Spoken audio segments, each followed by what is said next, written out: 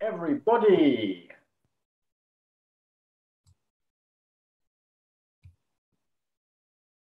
And welcome Olga as well.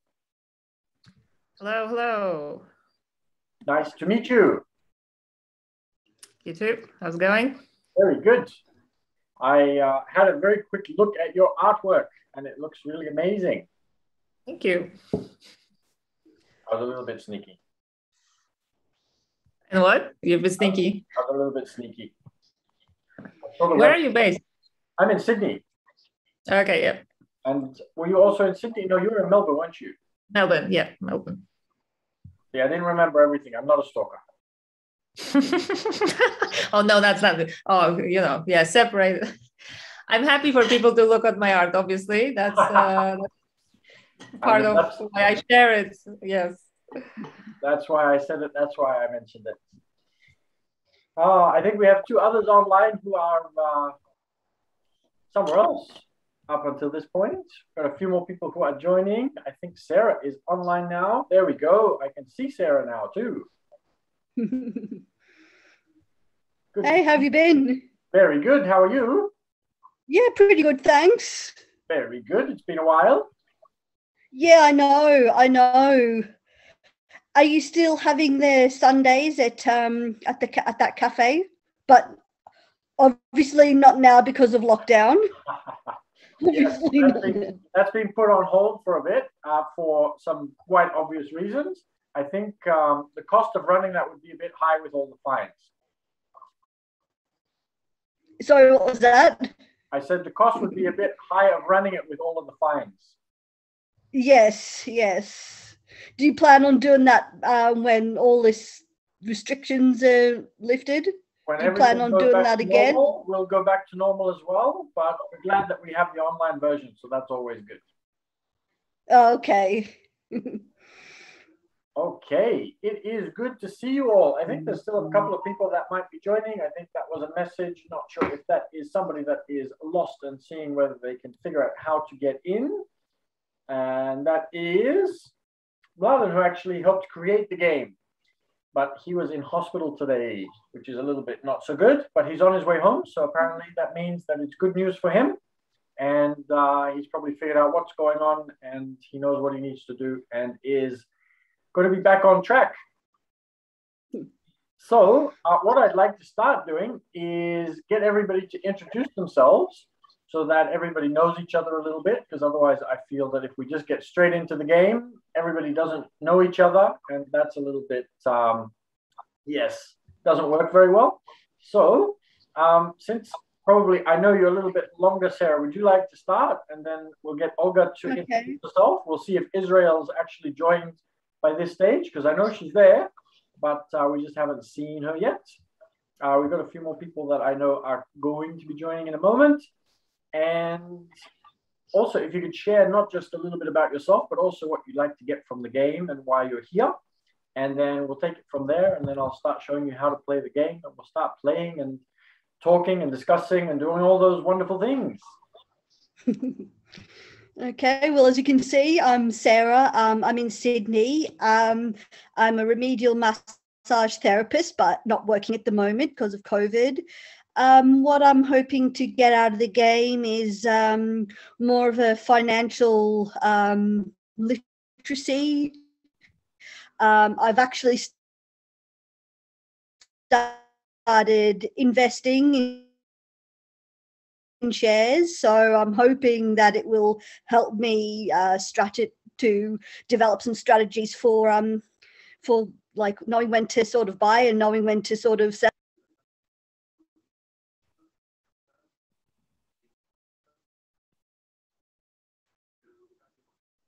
Very good. So I think I got most of that. I'm not sure if that was your internet or mine. I'm going to close everything else that I have open. So it might be my computer that's just being a little bit slow. Was everybody able to hear that, or was it just my computer that froze? It was a bit choppy, Sarah, I think, on your end. But yeah, I think we got most of it. Yes, I did get most of it. But yes, it was a little bit challenging for a moment. And I was wondering whether it was my computer, because I always have like 100 different tabs open, because I have one of those brains with 100 tabs. So I open up all of my tabs. I'm one of those. Yeah, I'm a bit the same. I understand. I'm the same. Yes, tab people and less tab people. Okay, thanks for sharing though. And now I only have one tab open, so that should work a bit better. Just in case it did have something to do with me. Olga, we'd love to know a little bit more about you as well, or at least you've already told me a little bit about you, but I'm sure Sarah would love to know a little bit more about you. I think Sarah heard it all, but yeah, I'm based in Melbourne. I'm an artist, currently doing full-time. I used to work in the corporate world, but yeah, I realized that painting and art has always been my passion. So I'm committed to it now, which is amazing, feels really good.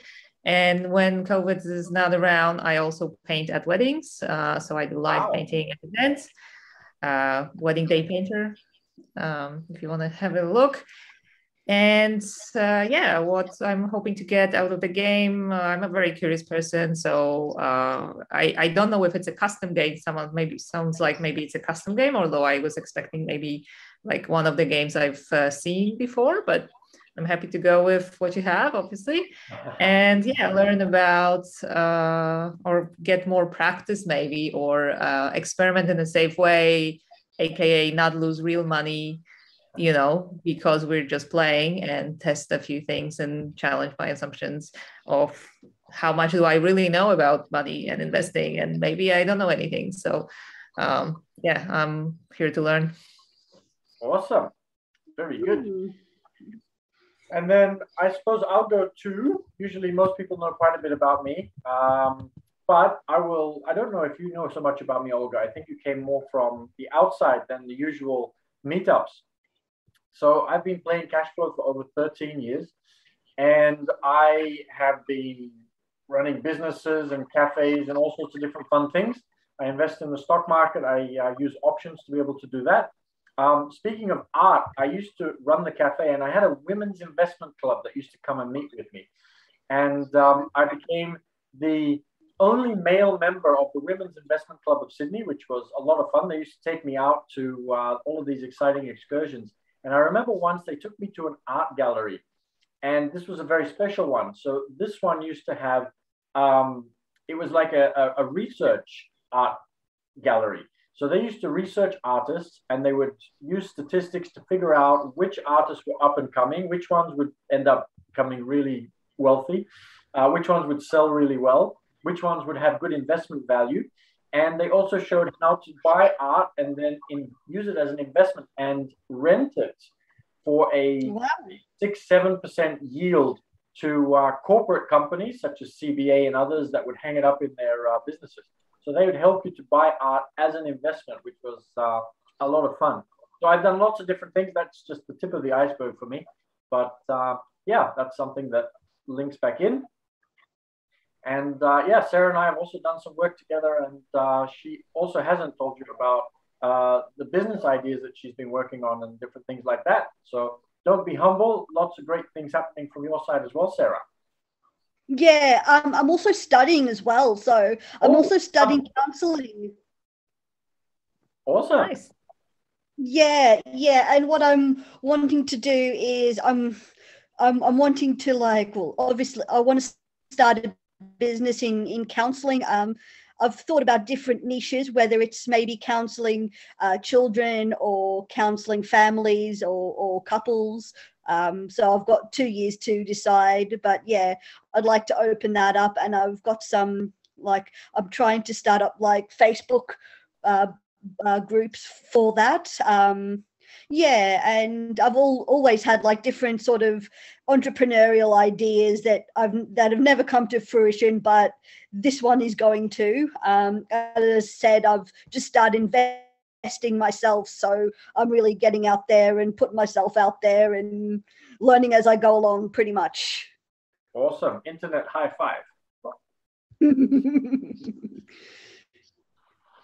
Okay. It's good to get to know you all. I'm not sure. Israel, are you there? I think she was going to attend the recording. She wanted the recording. I'm not sure if she's actually attending or if she's just going to watch from the outside and then watch the recording She might just be there spiritually rather than figuratively. We'll see how we go. Mladen's joined us though. Good to see that you have made it back and that you are home again. I'm not sure you are still muted whether you are like 100% there yet, but we'd love to have your introduction when you're ready. And otherwise, while we wait for anybody else, we'll just get started. But 1 second, there is something in the chat that I haven't seen yet. Mladen is still waiting for something. So he is here, but he's not here for the moment. Okay. So who's excited to get started then? Let's get going. Okay, very good. So I'm going to share my screen so you can see which website that I'm going to. And I've chosen the right screen. Hopefully you should be able to see my screen in just a second, or you should already be able to. Let me know if you can see it. Give me a thumbs up, maybe even. We'll do it like okay, yay, all thumbs up. So we're going to go to money.university.ddns.net. Let me type it in that way, and then we'll get rid of the rest. Oh, there we go. It'll automatically take me to the home screen.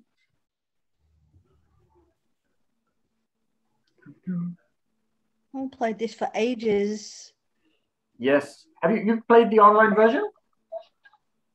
Yeah, I have actually. I've actually did play, like I set up like a few different characters, and I just made some random decisions for all of them as I went along, and sort of at the trial and error sort of stage. So I'm hoping to be more strategic, but that was not for like a while. Haven't played that for ages. Yes, haven't seen you for a while, so it's good to have you back. It'd be good to be back, and hopefully when we get back to some kind of normal, you put the groups on. I'd love to come and practice. Yes, absolutely. Okay. So is this the same?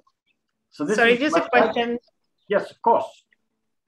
Is this the same like cash flow as the Kiyosaki board game, or this is like totally different, or what's the connection? This is the Sydney Cash Flow Club, which is the Robert Kiyosaki Cash Flow Club. However, we've taken the game and we had a look at it, and obviously it's not, well, there were online versions, but not in the same way as, not really the greatest online versions in that sense. You can still play online, but I think he's taken them down now. So what we've done is we've actually created the same game for now, but we've made some additions to it. So we've actually added the taxation that's missing in the game. We've added a couple of other things, which I'll show you in just a second. So when you sign up and join, you'll be able to start seeing what's inside. And I'll go through quickly and show you a couple of things. And then, you'll see it's similar. At the moment, we still have the same cards, but we're adding Australian cards to it. We've got lots of different plans and ideas for more realistic stock market things. And you'll see that there's already quite a bit extra compared to usual. Thanks. So the website would have changed since you were there last time, Sarah. So if you go to moneyuniversity.ddns.net, and then I think just type that in for now, and then it'll automatically take you to the main page for it, which will look like what you can see on the screen. So just type that one in, and then it will automatically add the /uni/home.php. The Money University, so I go into that one? Yes. So hopefully that's big enough that you can see all of those letters in that web address. I can sort of move that along there. Let me know when you're both in. When you've got I'm in. Screen ID.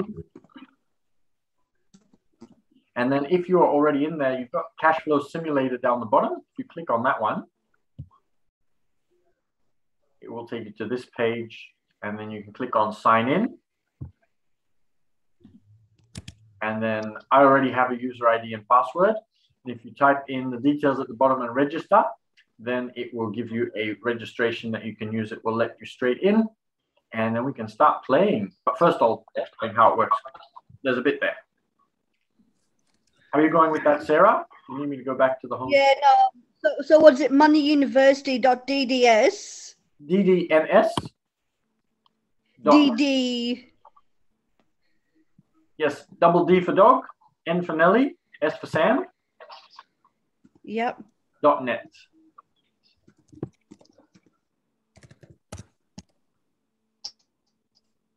Cash flow simulator. Yes, that's the one. Right down the bottom. And then if you go to sign in, I already have a user ID and password, but down the bottom, if you fill in the details and then hit register, it will let you straight in. And you'll have an account as well that you can use from now on. Okay, so I have to learn. Where do I go now? So you hit the sign in. Yeah. Yep. Then after the sign in, the second one, just where I'm clicking right now, you can type in first name, last name, email, and choose a user ID, add a password, and then register.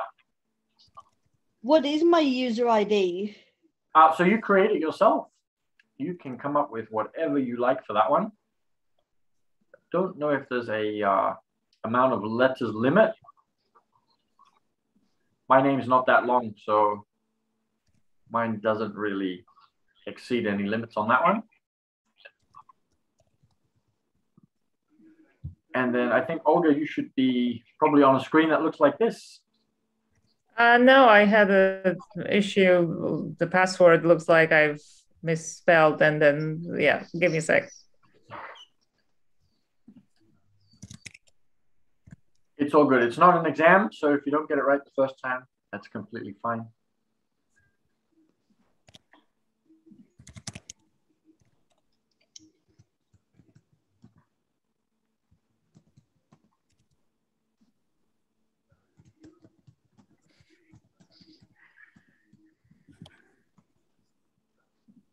Is there a forget password one? Because like I said, you can also create a new one if you like, and then we'll use the new one. Yeah, but it's telling me the email exists already, so I can't. Aha. And I don't see a confirmation email or anything like that. I can try with a different email, but yeah, I wanted this one. We can potentially get that changed. So when Mladen joins us, he's the IT expert. I'm sure he can fix this up for us. We might just need to use another one for now, and then he'll be able to fix up that email address so that we can get that one sorted for you. Usually he's always here. He's not in the hospital getting things fixed up. And he's the IT expert, not me. Whenever something breaks, I always have a talk to Milan about that one. Doesn't break very often, but it certainly happens technically. Okay, I'm in. Okay, perfect. How are you going, Sarah? Yeah, I'm in. Oh, very good. Okay, so there's a little bit of information here. So I don't want to overcomplicate it. I don't want to seem a little too challenging, but we're going to have our playboard here. And the first thing that we do is we hit the profession button up the top left. And then we can hit random and the machine will choose a profession for us. So in this case, you can see I'm a truck driver next to my name here in the middle. So how do I do that? So on the top left, I see a different UI than you. It's quite different. So I have I have everything switched on. So in settings, you have the preferences. Teacher. And so I have everything switched on. If I switch everything off, let's see, you should be able to see the same. Can I share my screen to show you? Yes. Let's enable it first. How do I get my screen back? I have lost my ability to get my Zoom back. Oh, here we go. I can just do it this way. Allow participants to share screen. There we go. No, still no. You cannot start screen share while you're sharing. Oh, yeah. Then I will stop sharing. So I see this. So there's just profession and sign out. So if you hit random. Then you see that, okay. Yes, then that will choose a different profession for you. So this time around, you're secretary. If you did it again, you'd get a different profession. Gotcha. Thanks. You are welcome. Then I shall start screen sharing again. Okay, so that's how you get your profession. This is the playboard that we're on right now. And we'll talk about these ones a little later. So just like in the game, this is the button that will allow you to select the card. And so the card will then pop up. If nothing pops up in that sense, then we have to choose either a small, large, or a super large deal. So when you begin playing, probably the small deal, which costs less than $5,000. Otherwise, if you have a bit more money, more than $6,000. If you have insane amounts of money, you can choose over 100,000, but that's probably for later. So we won't need to talk about that right now. So let's say, for example, that I pick a card that's less than $5,000 right now. Then I get this card here, and you can see that I can buy it. If it was a card that I could sell, the button for sell would come up. And if I need to pay, then I can hit pay. And there are also ways to sell my card to somebody else. So at the bottom, if it was possible to sell that card to somebody else, I'd be able to hit that button, and I could nominate somebody to sell that one too. So we also have quotes now, which is really cool. We didn't have that last week. And this little OPM is just a little gauge of how much you're using other people's money in order to be able to achieve your goals, which is what Robert Kiyosaki teaches. You have a couple of milestones. They will automatically tick when you reach those goals. So if your passive income is greater than your expenses and you're out of the rat race, you'll get a little tick there. If you're an accredited investor and you have an equity of more than $1 million, excluding your home, a little tick will go up there. Obviously, the more ticks you get, the better it is. So you can have a look at those milestones later on. On the top left, we have the cash flow statement. So it will tell us how much money we're earning from our income, how much passive income we have, which is 0 to start off with, how much the total income is, the total expenses, and how much our cash flow is, which is obviously the amount of money that we can play with. And down the bottom, and I'll see if I can just expand that a little bit without pulling down the Zoom screen. There we go. I have to do this very slowly. That is a different layout to what I've seen. Yes. It is a little bit different back then. Absolutely. So if we go down the bottom here, you can see everything that you own, and you get a little bit of information about it all. I'll see if I can make everybody disappear a little bit. There we go.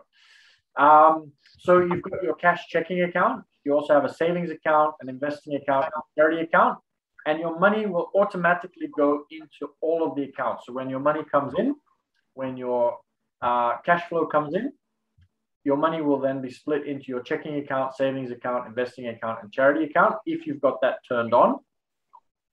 You can see the house that you own, the car that you own, the credit card that you own, the retail debt that you own. You can also see how much your salaries and wages are, your taxes, and other expenses. And your taxes, rather than in the normal game, your taxes will actually go up and down. It will change throughout the game based on what you've bought and what you've done. So you can see that and watch that. It will also tell you some other information. So how much you've invested, how much interest you're paying, what the loan to value ratio is. And it will tell you how long you've owned it. So if you own something for 12 months or more, you pay less capital gains tax than if you own it for less than 12 months, similar to real life. So most of it will start to make more sense when we're playing. So I don't want to overwhelm you too much, but I'll show you a couple of other small little things. So we have a page called statements, and it will show your income statement and your balance sheet as well, which is what you usually see when you're playing the game. I actually have the normal version of the game here. So usually you have your form, and so you have your income statement on this side, and you have your balance sheet here at the bottom. So you have the same information here. In the green, your income statement, and the blue, your balance sheet. So if you want to have a look at that. Then you also have your cash ledger. So this just shows you how much cash you have at the moment. And you can see that my balance at the moment after paying taxes and transferring money between my cash accounts and paying my expenses, I have $657.03 right now. And we have something called performance, which is 0 right now because we haven't played yet. And we have a scoreboard, so we can see who is leading and who's the closest to getting out of the rat race. So that's a lot of fun. It's a lot more fun when we're actually playing because right now it's just me. So we'll go back to the play board. We also have the bank, so we can deposit money, withdraw money, transfer money between accounts. We can borrow money, we can repay loans that we've made, and we can also pay other players. Reports we'll get to a little bit later on. Market is just something we've put in there for now to have a look at various things. So this is something that we're going to expand out a little bit when we show real life graphs so that you can figure out where you want to buy, and the graphs will actually move, and you can guess which way it's going to move and buy stocks based off of that, not just off random cards. So we'll have a look at of that later on. Yes, that is a big wow. Yes. That's an amazing feature. Yes. So it'll be much more realistic so that you can actually understand how it really works as opposed to just picking random cards and hoping that the stock price goes up or down. You actually have some real life information that you can use, historical values, and make a prediction of whether you think that that graph will go up or down based on what the graph looks like. So we'll probably do some workshops around that in order to be able to prepare you once we put that in.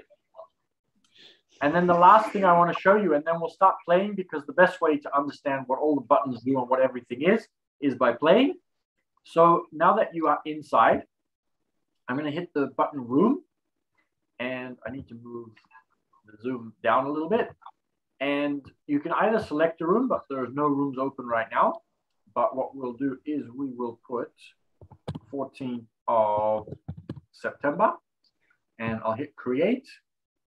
And then now if you go to room, there's a room called 14th of September. So if you all hit room and then go to look for a room, you should be able to find 14th of September. And then once you join that room, you'll see that your name with a flag based on where you are. So if you're playing internationally, if you were playing, say, for example, in America, the American flag would pop up next to your name. If you were playing somewhere else, your country's flag will automatically pop up based on your geolocation of your IP address. So we've thought of just about everything. Okay, so that means that you are all in the same room together with me, and we can start playing. So I currently have a condo for sale. The down payment is $5,000. So obviously I have a loan of $45,000 if my cost is $50,000. It has a monthly income and a monthly expenses. So before, the cards would only give you the monthly cash flow. Now we've actually made it so that it has an income and expenses. And so you have a bit more transparency. You can see a little bit more information about that property, and it will have a certain return on investment. I can sell it to somebody else. If I hit that sell card button, then I can select a player and pass that card on to you and ask you to transfer me some money, for example. Or I can also buy it myself. And if I hit buy, it actually locks it. And I can also change the down payment. So in the game, you only have the down payment amount that is on the card. So here I can press 0 and say update, and there'll be a minimum down payment, which I think comes at around 5%. And so I can change the down payment amount, which will then change my return on investment, change my monthly cash flow, because it will change the expenses based off of the new loan amounts. and then I can either buy that one, but I don't have enough cash, so you can actually see your cash amount here as well. So I'm going to say done. Can I ask before you? Oh, of course. Just on the numbers that were there. Yes. So yeah, so and the original one, yeah, like you have here, is the monthly cash flow is 96.60, yes, and the ROI is 23. And when you change it to 2.5, the monthly cash flow is like lower. So, you know, technically it's worse because it's lower, kind of, right? But the ROI jumped to 40. So why is that? So when my down payment goes down, my return on investment. So do you know how to calculate the return on investment? Well, yeah, remind me, and especially within the game. Like I haven't played the game for 15 years, so yeah. So the return on investment is calculated by the monthly cash flow multiplied by 12 and then divided by the down payment. So it shows me how soon I can get my full down payment back. Right.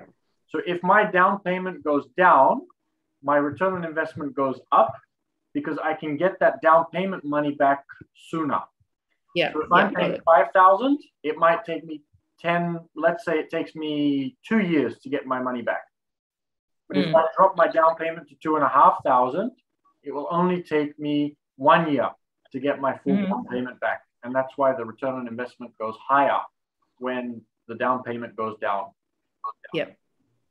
So the less money I put in, the quicker I get my money back, and I can buy another property with the same down payment.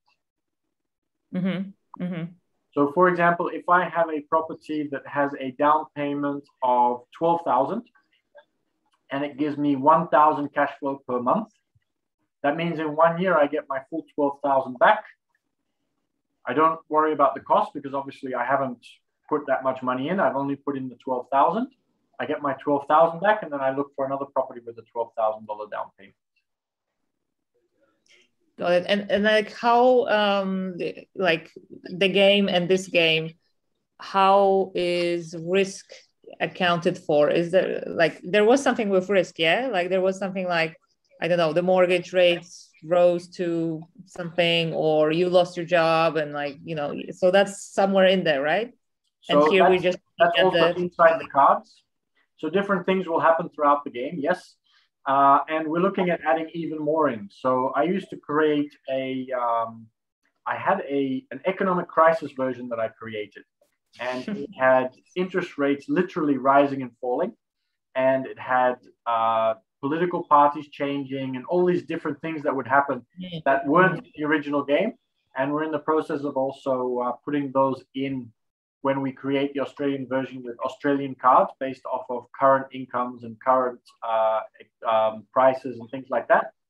So we're going to be just like Monopoly has its McDonald's version, and it has its London version and Sydney version and electronic version with credit cards. So we're going to be doing some of those things as well. But so far, this is what we've been able to create. And I think if we already start adding all of that in immediately, we'll drive everybody insane. Sorry, I didn't get the last part, but yeah, it looks really cool. Yeah. Yes. You can also see, so there are also some indicators, current ratio, cash flow ratio, debt to assets ratio, and it will actually show you what they are at the moment and whether they will improve or get worse, and what they're supposed to be have a healthy balance. And so you can start playing around and having a look at those and start getting to understand those a little bit. But we won't worry about that for right now because we want to start playing so that I can explain anything as things start to come up. That was already quite a long explanation, but that's because we have a really cool game. Okay, so I'm going to hit done because I'm not going to get that one, but I need to hit the button a bit harder. And then, Olga, you'll see that your name is in red, which means that it's your turn. Select card. So do you see that here? Yep, Plex. Buyer offers 35. anyone can sell at this price. Yeah, so if you wanted to check, you'd be able to have a look at the bottom here, but nobody has any plexes at the moment because we're all starting from the beginning. So I think the only thing we can do with that is hit done and hope that we can buy something first. Yep. Oh, yes, refresh. I've clicked on. Oh, okay. So is it me now again? It should be Sarah's turn. I think I accidentally, because I accidentally pressed done. So yeah, I think that was me skipped or whatever. Aha. However, let's have a look. What we might need to do is there's a refresh button. If everybody can hit the refresh button, we'll see if we can get it fixed that way. Yeah, well, I guess it's me. You know, we might as well just ignore the glitch. Yes. Okay, select another card, then that's fine. Oh, congratulations. Ooh. A boy or a girl? It's purple, so we don't know yet. Royal baby. Yes. Maximum 3 children. Yes. It's triplets. Okay, done. Yes. And that will then automatically add a child to your income statement and charge you some new expenses for that one. Okay, and Sarah's got 110,000 for a house, but I don't think anybody owns a 3-2 house. So that's not going to help anybody just yet. Done. Yes, so we've got landing on... oh, the game's kicked me out. I'm going to have to send Mladen the message. No. The two of you can keep playing for a bit. It's not going to let me play for some reason. Oh, no. That's okay. I'll send Mladen the message. That's the funniest ever. Give me a sec. No, go for it.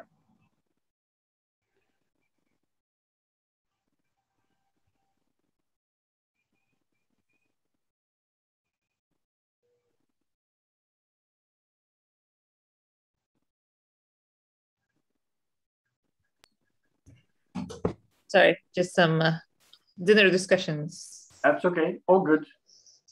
So I think I selected the card and I have 5,000 deal.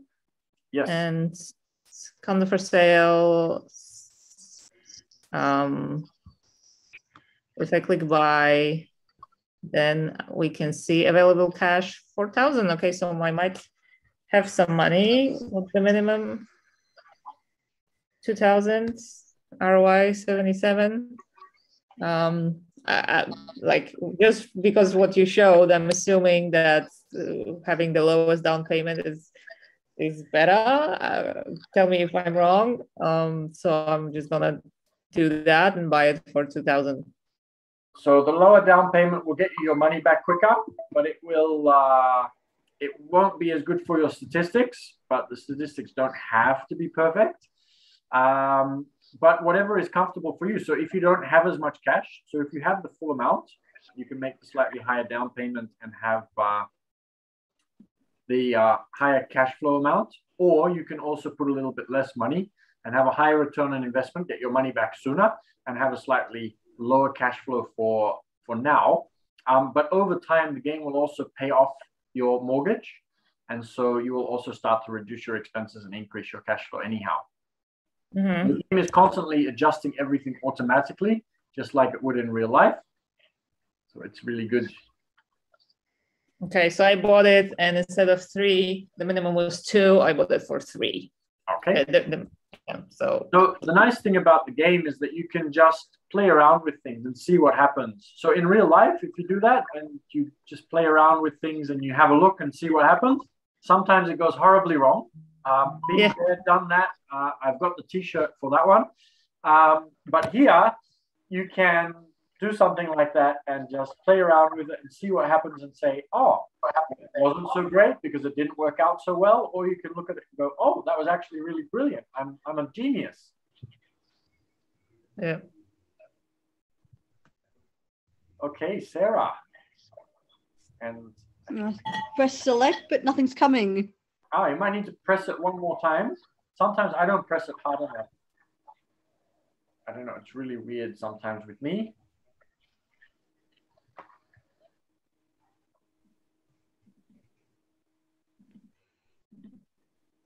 I'm just getting some instructions from Laden, who is telling me to sign out and go back in. So I'm just going to sign out. And then I will just sign back in. And hopefully that will allow me to play again.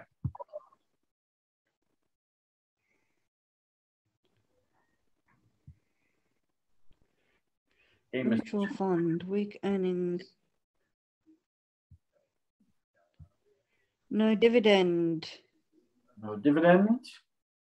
I don't want it if it's no dividend. Well, you don't have to. Everyone may sell at this price. Yeah. Today's price, trading range. So obviously if there's no dividend, there's no point in buying it, really. So could potentially. So no dividend just means that this is a stock that you want to potentially buy low and sell high. So at the moment, the price is $10 and the trading range is 10 to 40. So that 10 to 40 is what it's been in the last 52 weeks. So I'm going to start doing a research club soon.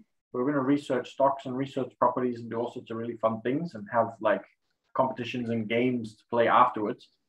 It doesn't guarantee that it won't go lower or it won't go higher, but in the last year, it's been between $10 and $40.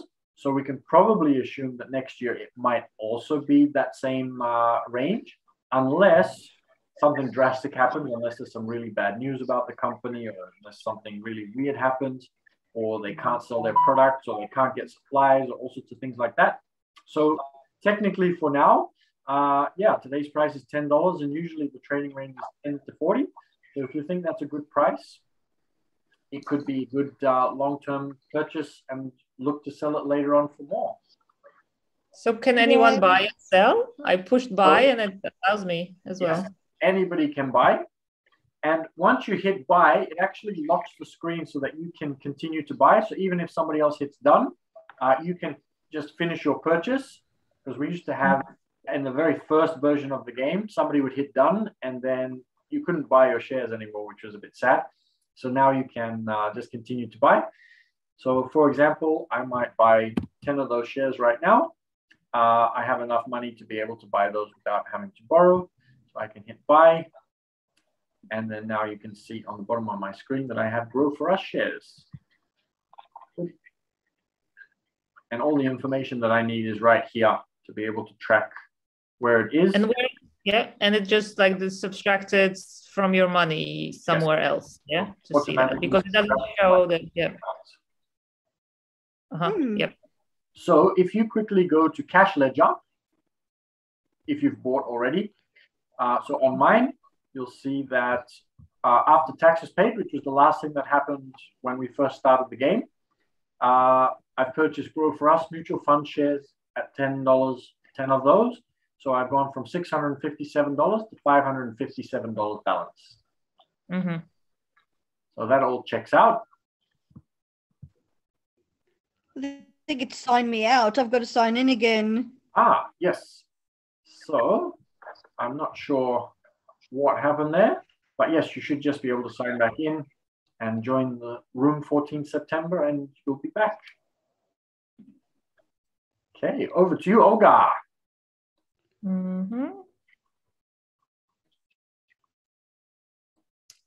Payday collector wants gold coins.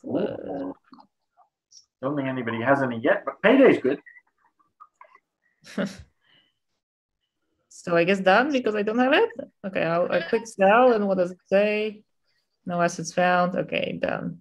Yes, so you can always hit sell to see what will happen. I usually do that to see, especially when I'm a bit deeper into the game and I have lots of things. I'll just hit sell and say, is there something there or is there not something there? Okay, done. Okay. Great partnerships will make any job easier. I definitely agree with that. I'm looking forward to some great partnerships throughout the game at some point. Okay, small deal. Ooh, I'm getting a payday as well. And on to you. Today's price 30, trading range 10 to 30. I wouldn't mind it if it was 10, but this is, no thank you. And then hopefully, Sarah, it should work for you again. Select a card. Ooh. Payday and small business improved. Yes, none of us have started a small business yet. So obviously the cards come up randomly, just like if you shuffled. And we're just getting a lot of sale cards that we just don't own yet. But that's okay. Yeah. We can just cycle through those. I know. Okay, there's nothing I can do there, so done. So that one would also automatically calculate. So it would automatically let you know. It wouldn't let you know. It would just automatically add that new income to your income. Are we professional investors? So I can't speak for everybody, but I am an investor. I don't know what you would term a professional investor, but I invest in real estate and stocks, and I do stock options because I know that I can get a better return that way, and I can earn a monthly income from my shares. So if that makes me a professional, that would be great. Yeah, I always know that there are better people out there than me, and I'm always willing to learn more. But yes, I do take my investing very seriously and have been doing it for quite a while, in answer to Israel's question there. And nice to hear from you, Israel. You're most welcome to join if you do have time and if you'd like to join in, because it's a lot of fun when you're playing. Okay, so we had some $10 shares that I missed out on because I was answering a question, but that's okay. Sorry. Like Richard Branson always says, opportunities like buses. There's always another one coming. Okay, we've got a payday, which is good, but nobody has a Plex, and 25,000 is not that much for a Plex. And you'll notice that on my cash right now, so you can see my checking account, 1,971, and my savings, investing, and charity accounts have also automatically grown. So the payday comes in, and it's the same system that Robert Kiyosaki talks about, pay yourself first. I automatically get money and take it out of my income and put it straight into my savings account, investing account, and charity account.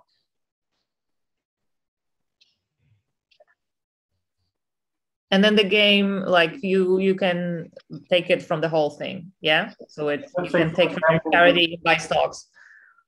So for example, let's say that I want to buy some, let's say that I want my money back for my shares. I can then transfer, and I'll say, okay, I used $100 of my investing money. So I'll select the account, investing account, and I'll go to my checking account and I'll transfer 100. So technically speaking, instead of using my checking account, I've now used my investing money for buying my shares. Right, but that's kind of just almost, I guess, a formality, yeah? Yes. In this case, right? But for us to learn, it's good to be able to get into the habit of thinking of putting things into different accounts. It's interesting when you put money across into a different account, you forget that you have it very often because it's not your transaction account anymore, so you don't spend it, and you realize that you can live off a little bit less, and it sometimes forces your brain to help you to earn more money. And it's also a good discipline to be able to say, okay, I'm not going to use my checking account money because I'm going to be investing into a stock, so I need to use my investing money for that. I'm going to keep my savings for emergencies. I'm going to use my charity account only for charities that I want to donate to. So it's also tricking the brain a little bit.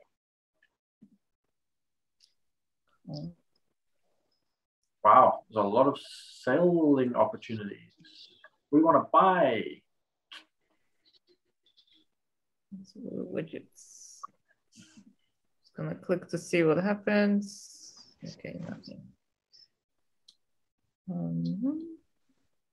Yep. I don't think you'd have one of those. And I don't have, and I guess finally I just have the checking account. I don't have the other accounts. So yes, if you go to the settings and to preferences, you can click on these dashboard settings, and you can also elect to pay yourself first. And everything needs to be switched on to be able to do that. So I automatically, because I am the co-creator of the game, mine automatically has all the extra things. But you can have more performance on the dashboard. You can have the bookkeeping status on the dashboard. You can have statistic reports, and you can include monthly tithing. So it will automatically take 10% and send it to charity, even outside of your charity account.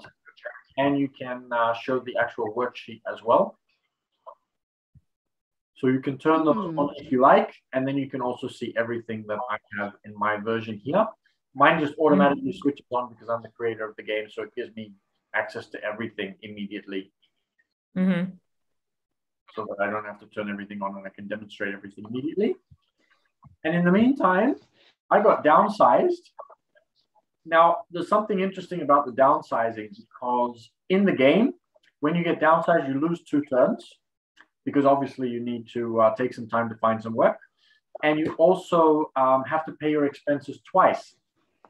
But here, what the game does is it will allow you to keep your passive income, and you only lose your earned income while you're downsized, which is what would happen in real life. If you had passive income, you'd still receive your passive income.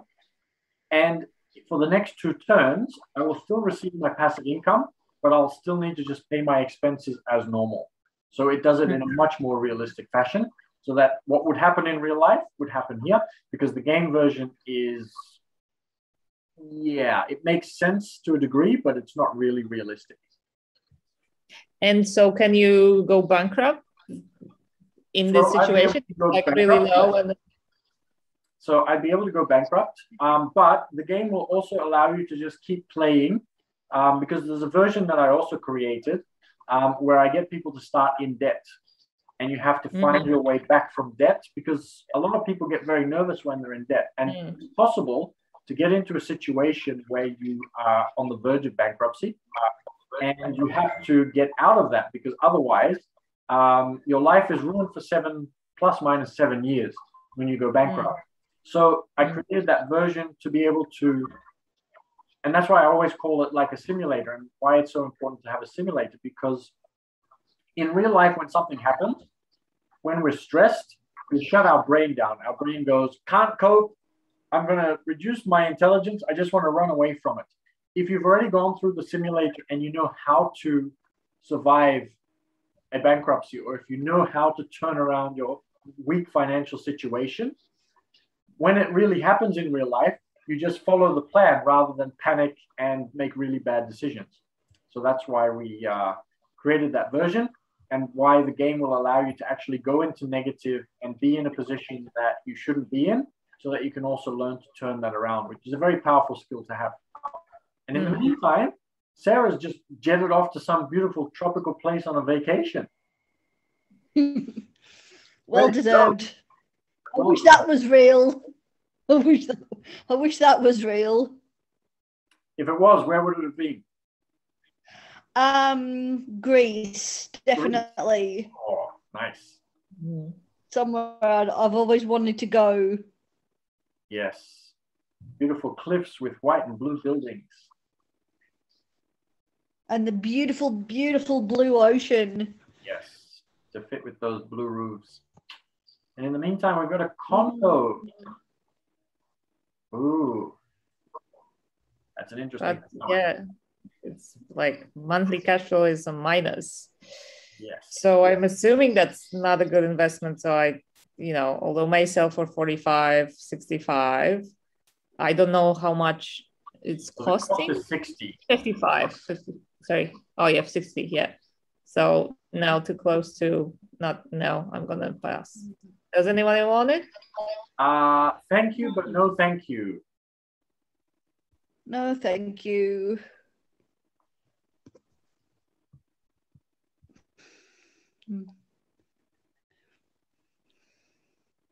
Oh. Oh, which is 0 because I'm downsized. See, so just like in real life, I would have gotten nothing this week.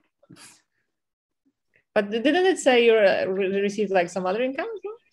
I received my passive income, but I don't have any yet. Okay. Oh, gotcha. Getting a lot of cells. Yes, we are getting a lot of cells.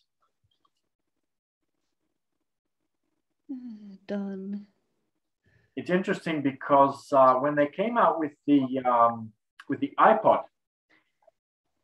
people complained because Apple made them random, so the music would come up randomly, and people complained because sometimes the same song would come twice, and people said, well, how can this be random if the same song comes twice? So they actually changed the random song choice to exclude the song coming back a second time, because randomly it can happen quite often, and so they had to actually take it out because people were complaining that it was too random. So they had to reduce the randomness a little bit. Oh, who's gone out to buy some fake jewels? So can I, like, do I have to pay, or if like it's buying anyway? Yeah. If I click the buy done, it's like I click pay. So if you click pay, it will allow you to pay for that. The thing is that in this version, you don't have to. So you have to actually physically click pay to be able to make the payment. So what I like to say is, if it's something that you would really buy, then I would click it. If it's something that's gone wrong, then I'd also buy it because, yeah, things happen. I found out today that I need to replace all my tires on the car. I need to replace my windscreen wipers. So those kinds of things I would definitely recommend doing. But if it's something that you just wouldn't really buy in real life, then I'll allow you to skip it because we want to make it as realistic as possible.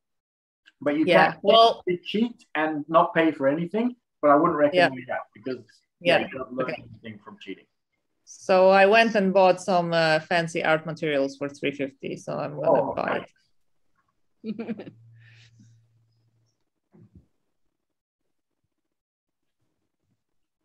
Done. Yeah. So I paid. I am loving these quotes at the top as well. Now that they are new, a winning strategy must include losing. Yep, been there, done that. Got the T-shirt on that one too. Oh, and I got a deal, which is good. Okay, how much cash do I have? Oh, my downsizing has really hurt me a little bit. But my payday is back. Thank goodness for that. Okay, stock okay for you, drug company. I'm going to hit sell and cross my fingers and hope that's the one that I bought. But list of available investment assets to sell. No assets found. Okay. We'll survive. If months, and in the notes, if months of possession is less than 12 months, then 100% GST, like capital gain? So capital gain is you're taxed over the full amount. So let's say that I make a capital gain of $100, then my tax is calculated on $100. So if I'm paying 20%, I'm going to pay $20 over the 100.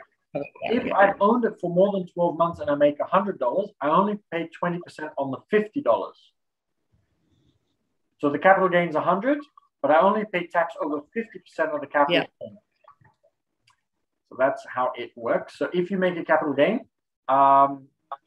you can take into consideration when you're going to sell based off of how long you've owned the asset, which is exactly what happens in real life. So it's a really good lesson. It's a really good thing. And it's for stocks as well. So you need to pay attention when you... Yes. Is it automated through the bank if I'm buying through Comsec? Yes. Well, it's not automated. Obviously, you need to let the taxation department know that you've sold your stocks at some point when you're doing your tax returns. And then the taxation department will have a look at, well, how long have you owned it? Well, if you do e-filing, it works automatically because obviously you put in when you bought them and what stocks they are and how much you sold them for. And then the e-filing will calculate. Yeah. So I'm assuming, if I buy every month, which I'm not at the moment, but every month and then I sell. So I'm assuming these one, like the oldest, it just goes. Yeah. Yes. Okay. Mm. That's why I have an account and I just send money across and I just leave it there and I trade and I earn monthly income. And this is like my superannuation. So I just don't touch it. I just leave it there and it accumulates, but I've never paid tax over it. Yeah, but you're not spending it yet. It's just investing. Yeah. So you will pay tax when you take it out. There are also ways around that, but that's another story for another day, perhaps. Okay, what's this one? So we've got a condo and there's some things in the chat. Let's have a look. Greece seems lovely. Yes, absolutely. Have you been? Sounds like Sarah's definitely been. What are the best? No, I haven't. I would love to go.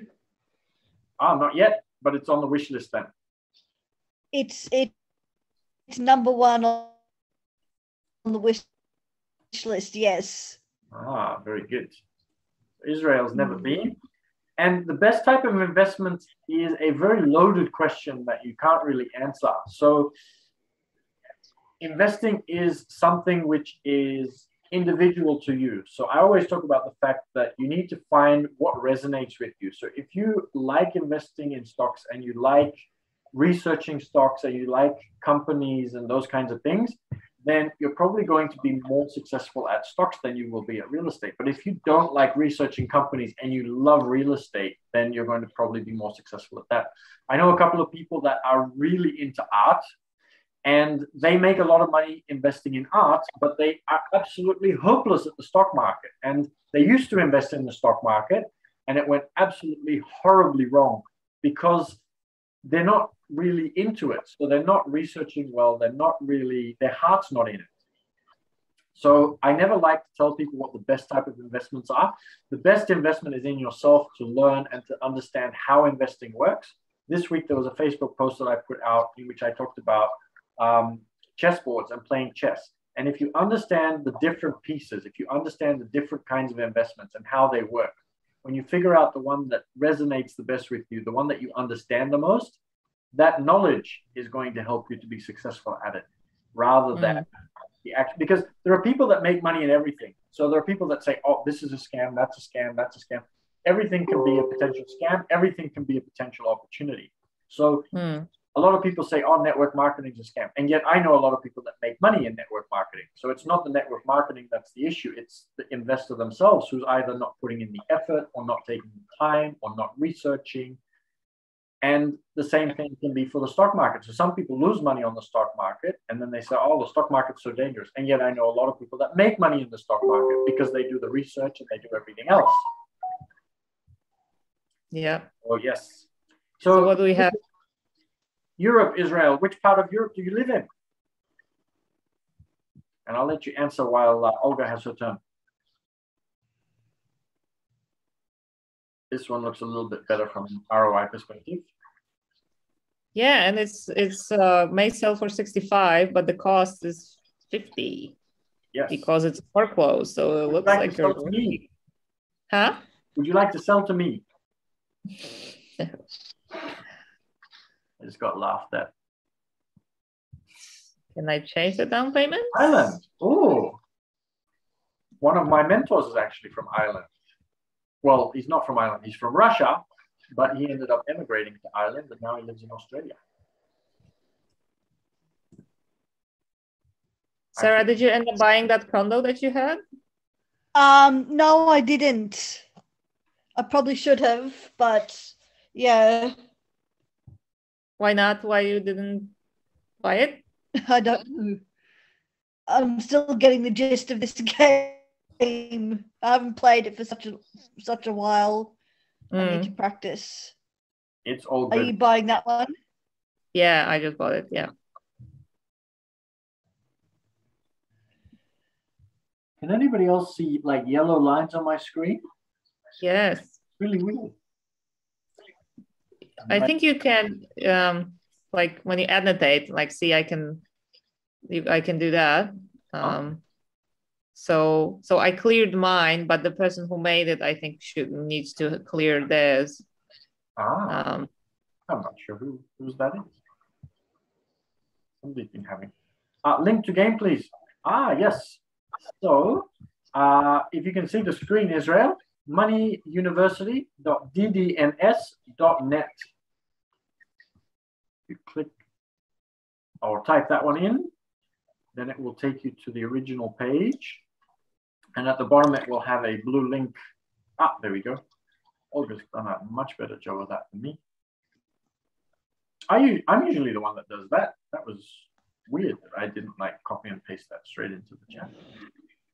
Must have been a long I thought I'll give you a hand. Yeah.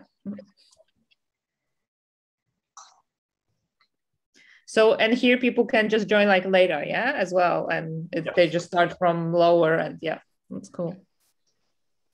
And then we'll start setting up levels so that you can play like a basic level, and then you can progress through so that you can get a better grasp of it. Because right now there's a lot in there. Oh, I like this one. Yeah, me too.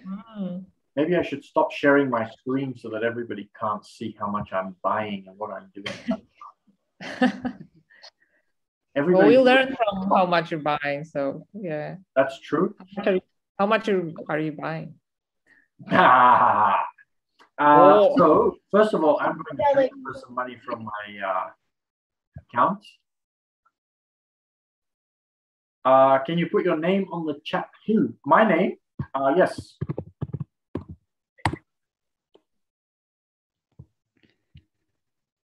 So I'm going to transfer some money from my investing account and use some of that to make my purchase. So let's half of that. And then, thankfully, that's mine, so nobody's taken any of my.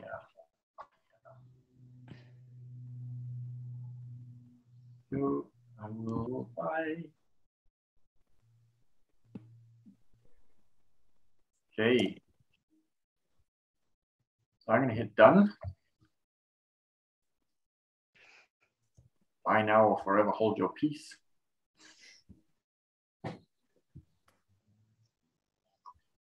Okay. Where did I put that game? I lost it.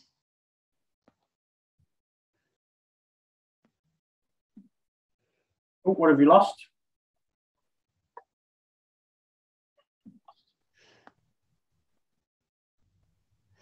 The game. You've lost the game? Oh, there it is. Yeah, no, I just flipped it down. I found it again. It's all good. Different tab, different tab.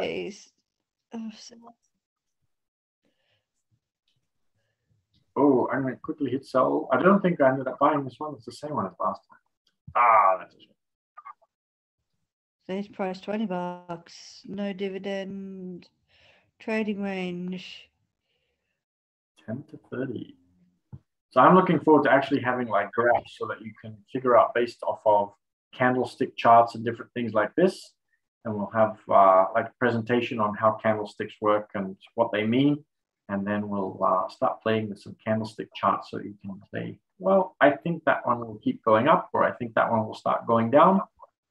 And then it'll give you a better idea of how to pick the stocks rather than just, the trading range is 10 to 30, so it might go a little bit lower, it might go a bit higher, but I know where it will be, and it'll be a bit more random.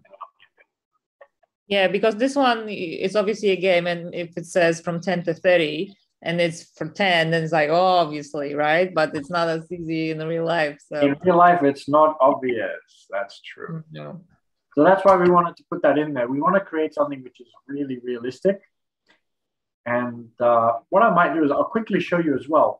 So the game also simulates time.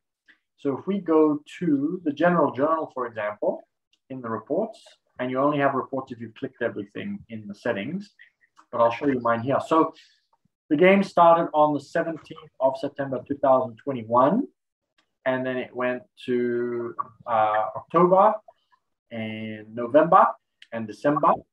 And currently we're already in 2022. So each time I pass payday, it will actually calculate a week and it will add to the date. And so you can see that I've now played for, what's that? Probably about 3/4 of a year. And so if I now go back to my playboard and I have a look at my passive income, I can see that I have not gotten any passive income in 3/4 of a year. I can see that I have some stocks that I've managed to get in 3/4 of a year. I haven't gotten out of the rat race yet. So I can start to see what is possible in that amount of time. Mm. And another interesting thing, for example, with that is that if I go to profession, you can also change some of the numbers. So I can create my own profession, because if I'm playing the truck driver, I can say, well, it's easy for the truck driver, his expenses are low. Or it's easy for, or it's difficult for the doctor, or it's easy for the doctor because he has a super high income. So he has lots and lots of cash. He can just buy anything. So it's not really realistic. And the brain says, well, it's not me. I struggle to see that as reality. So you can actually add your own income, your own expenses. You can add your own liability. So let's say, for example, that I put my own car loan. The things that I can't change will automatically change. So if I say my car loan is not 4,000, but it's 2,000, my car loan goes from 84.99 to I can't hit enter. I have to actually make save changes. So if I say 4,000 and I change that to 2,000, and then I say, Zoom is always a little bit in the way here, and then I say update, you'll see that my car expenses go from 80 to 40. So you can your own income and expenses. You can make your own income statement that's based off of your own real life. And the interesting thing with that, and I'm not going to hit save because I want to keep playing the game that I already have. The interesting thing with that is that then your brain says, oh, wow, I didn't know I could buy shares this early. I can actually buy shares. I didn't know I could already buy property, but look, I can actually buy property. We had a lady that was playing with us for many years. And when she first came, she was very, very shy and she played, but she wasn't really doing much in real life. And then I got her to play with her real life numbers. And she's like, oh, wow, I didn't know that I'd be able to buy property so soon.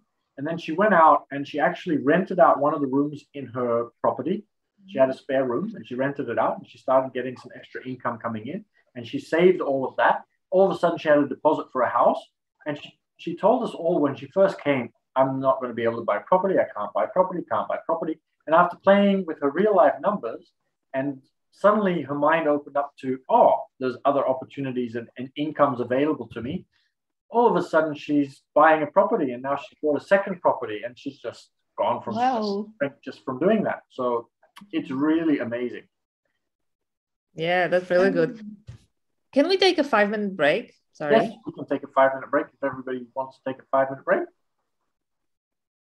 Because when does it go to? Like how long does it go to? 8? Or? So we'll go to about 8:30, depending on how long everybody wants to keep going. Yeah, then maybe we can all have a bathroom break if bathroom break or dinner. Get the dinner because we used to play in clubs and then everybody would order dinner. We'd sit down, we'd play, we'd eat, we'd socialize, we'd chat about things, and then later on we'd have a debrief at the end. But I actually have some food here that I haven't been eating because I feel that it's rude. But yeah, I'll bring some food as well. Yeah, that's great. We used to eat together, so why am I not doing that? I should just sit and eat. I'm gonna stop doing that. You should just eat, yeah. Yes. Okay, see you all in 5 minutes. See ya. Okay.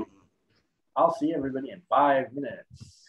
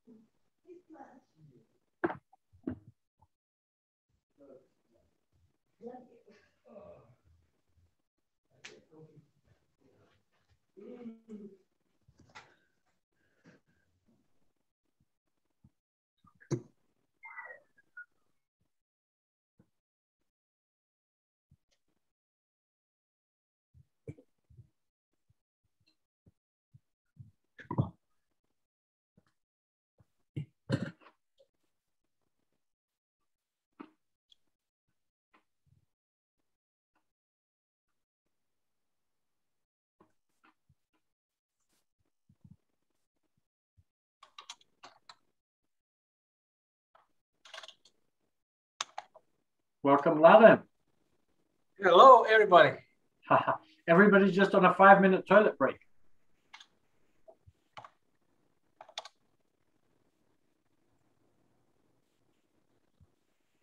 Actually, I might. Sorry? I was going to the game. Everything's very good. We're having a lot of fun, and everybody's quickly on a toilet break. We've been discussing some very interesting things, and I'm also going to quickly go to the bathroom. And then I'll be back. Okay. Just a very quick one, though. Oh, Sarah's dropped off, but I'm sure we'll get Sarah back. I'm back. I think you seem to be dropping out of the game a few times, but we'll. Oh, do I? Yes, but you'll be able to sign back in. It's all good. I'll be back in 2 seconds as well. Okay.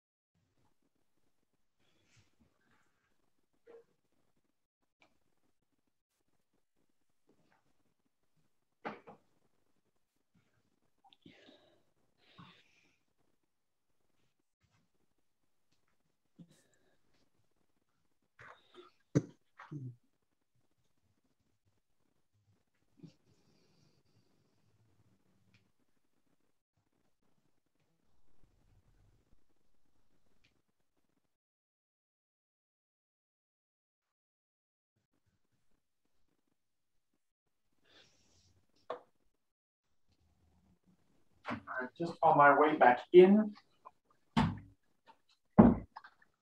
And here we are.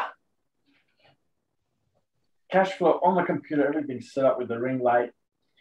How's everybody enjoying cash flow so far? Yeah, good. So I think everybody's still on their toilet break quickly for 5 minutes.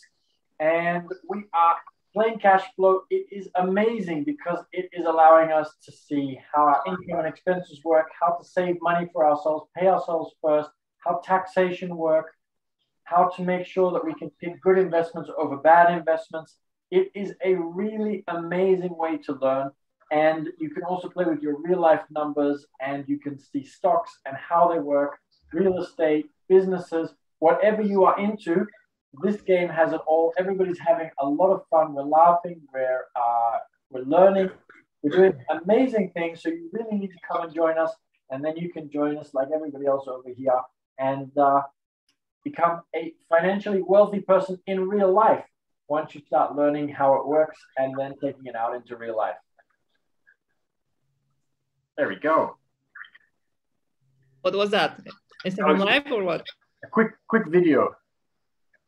Nice. Quick promotion video. Let more people come and join us so that they can learn. Yeah. Okay, Lan is also with us, so we are now the 4 of us. Oh, I'm gonna hit the buy button quick before anybody hits done accidentally. Wow. Okay.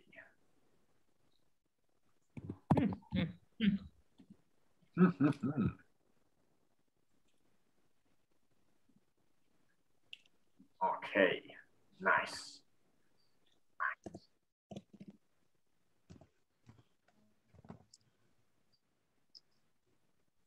So the current and after purchase performance indicators, they're not changing at all. So what does that mean? So on stocks, they won't change anything because the potential gains are in the future. So if you're buying real estate, there are changes that happen immediately. With the stocks, it's just a cash transaction as opposed to a income generating transaction. Mm-hmm. And I see that I've just lost all my other shares by showing you that you can change your profession and put your real life numbers. It's given me a brand new profession and I lost all my shares. Oh no. Even if you save it. Yeah. I have paid the price for teaching you all amazing things. I'm back to practically $0. I've just started back out again. But I found a great deal. So that is okay. It makes up for it. I will buy this. 3,000 down. How much cash do I have?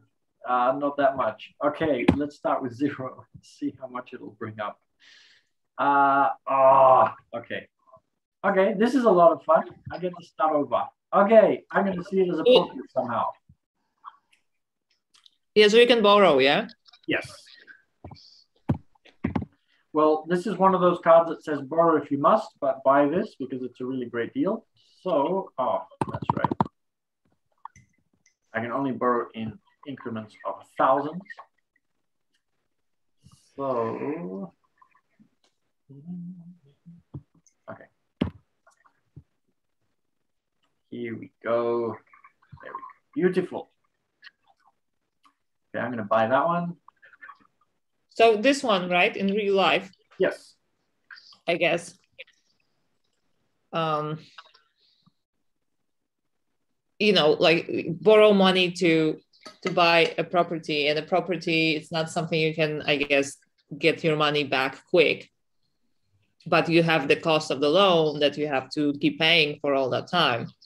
So like, where does it show up here? And, you know, because we don't want, unless that's what we want, but we don't want people taking loans to buy crypto or to buy investments that might not actually pay off, right? And then there's a problem. So like, how do you rationalize it here?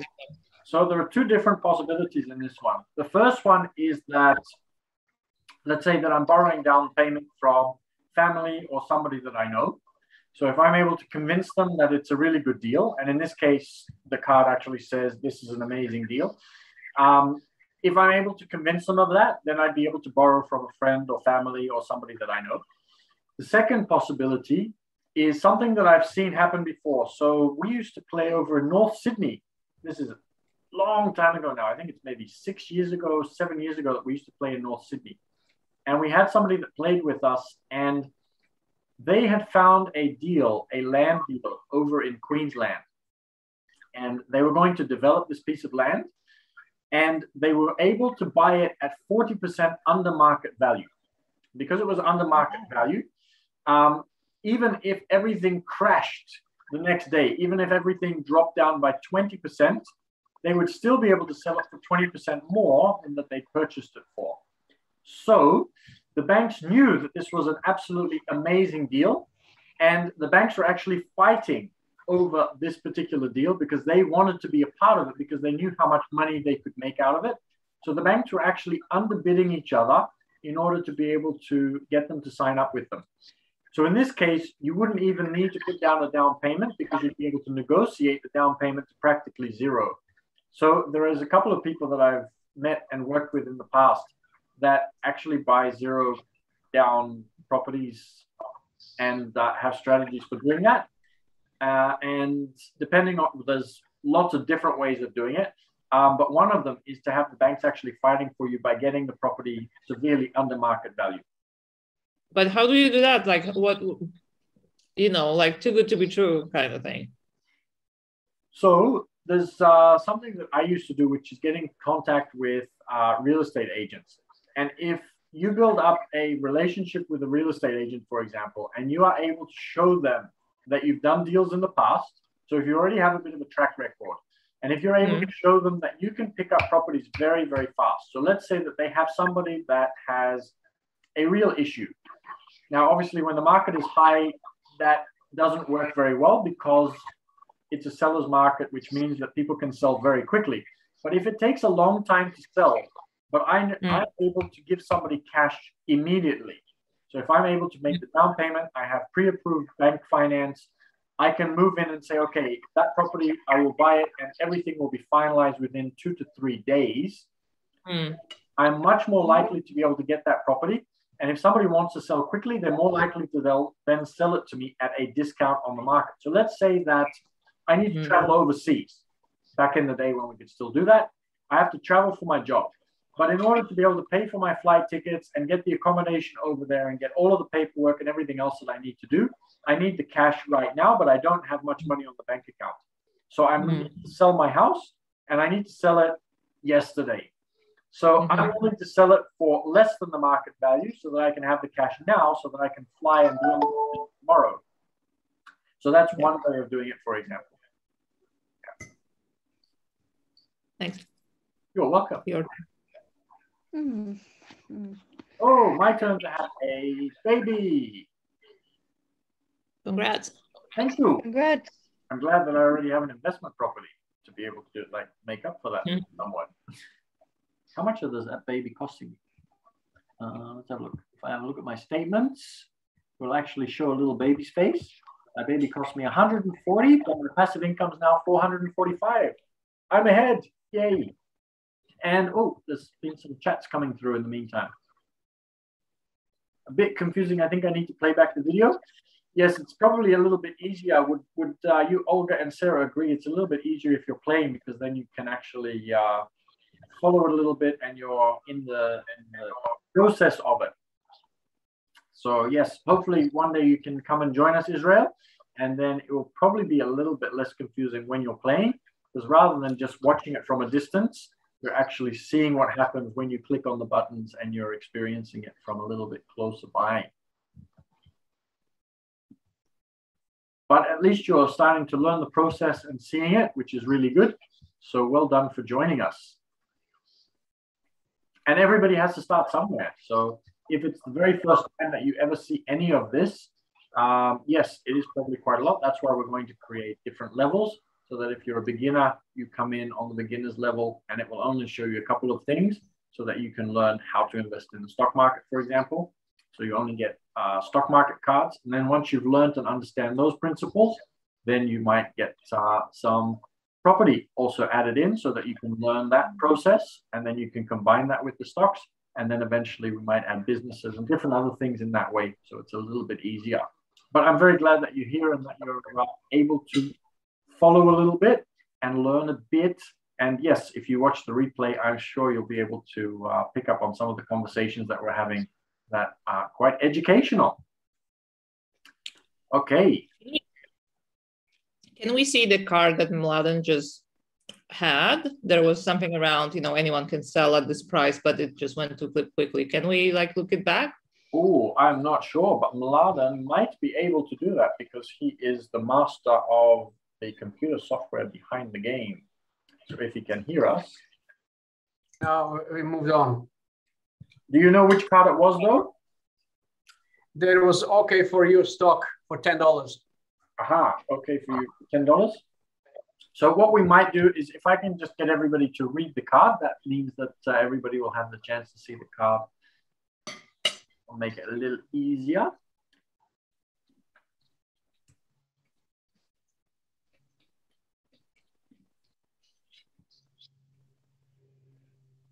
I think Olga's definitely interested in that one because we all just bought it for $1, Mladen, just before you arrived, I think.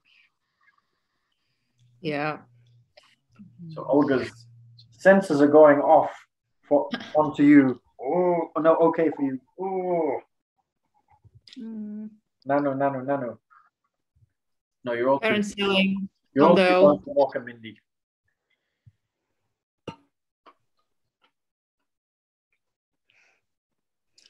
For 40K, I might have a look. Oh. Anyone is interested in buying this one? It's not giving me the option. Oh, hang on. I might be interested in buying this one. What would you want for it? Oh, no, that's a good one. Like, how much do deals go in the game? Because obviously the numbers are a little bit fake. There's no condos for $60,000 anymore. So let's say that the cash flow is about $200. We'll round it up a little bit. Yeah. I'm happy to pay you. Let's have a look. I'm happy to pay you 3 times cash flow. So let's say about $600. I'd still need to make the down payment, but I'm happy to pay you $600 for the card. Sounds low. Sounds low. Can I have 1,000? May make a counter offer. How about then? How about we make it 800? Okay, deal. Okay, done. Sell card. So I will transfer money to you. You can actually see my screen. So unlike other players, oh, come on, don't slip off. Oh, so you pay first and then I transfer later, yeah? Up to you. If you feel that I'm trustworthy, you can trust me immediately. If you don't feel that I'm trustworthy, you don't have to. There we go. You can check your cash ledger, or you can check wherever you'd like. The system. Okay, sell. And then if you hit sell card, then I can buy that one. Okay. I didn't have enough cash to do it. Well, you don't either, but yeah. Will you borrow?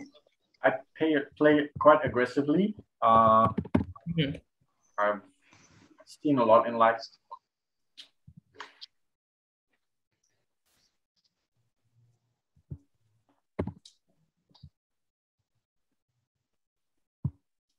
It's a pleasure doing business with you.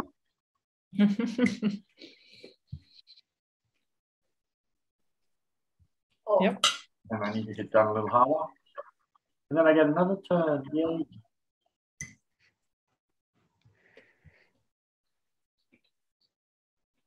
Miracles are not gifts. They are made through a life of hard work and perseverance. It's a good one. I like that one.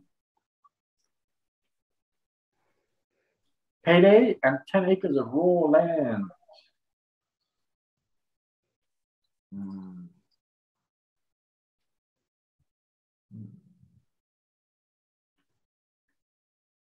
I like land. I have a couple of assets. So this is the other thing that's interesting. So it may not be possible for me to get the money for the down payment, but I do have a couple of assets. So I do know that I have the ability to pay back. So I often like to assume that people would lend me money for things. So I'm going to say that somebody's going to lend me some money for this one. And then, yeah, I do have some assets behind me that I can sell in order to be able to organize that. The other thing, can you borrow as much as you can here? Yes. So here you can, and you can see what would happen. I wouldn't recommend it in real life as much as in the game. But what I can say is that when you get very good at knowing what a good deal and not good deal is. So for example, your deal from before was under market value. So it will sell from 45 to 65 and you bought it at 40. So you already know that there's 5,000 regardless of which card comes up. So for that, I would even be willing to say, okay, I'm a private lender. I'd be willing to lend you money for that because I know that it's under market value. So if you know that you have a good deal, then it's very different with regards to your borrowing capacity and your ability to negotiate than when you have a standard deal. One of the reasons why banks won't lend for stock investments is because they have no idea whether you're a good stock picker or not, and the stock market is very irrational. If you're buying property on a wholesale level, so if you're just buying it standard like everybody else, if you're an investor, they know that there is some upside potential. They know that the market does grow. They may know that you have actually picked a good suburb. So there are options there for them to say, okay, we'll lend you money for it.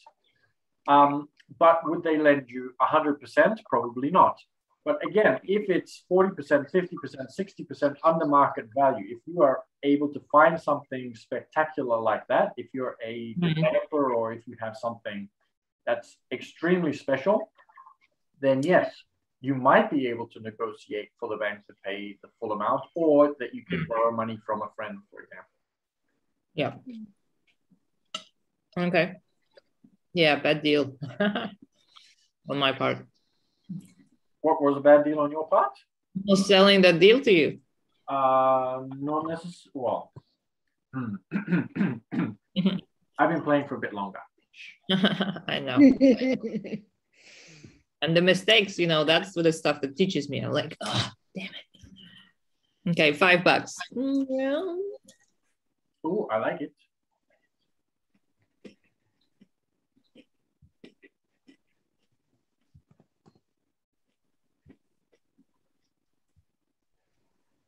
Oh, so I have to pay the whole.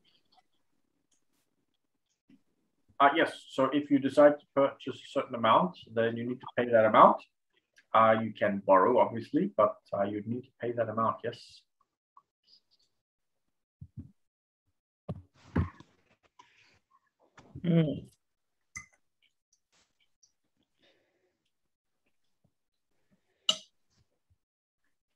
So you can also see here on mine here, you can see, when I had all the other assets, it was really cool.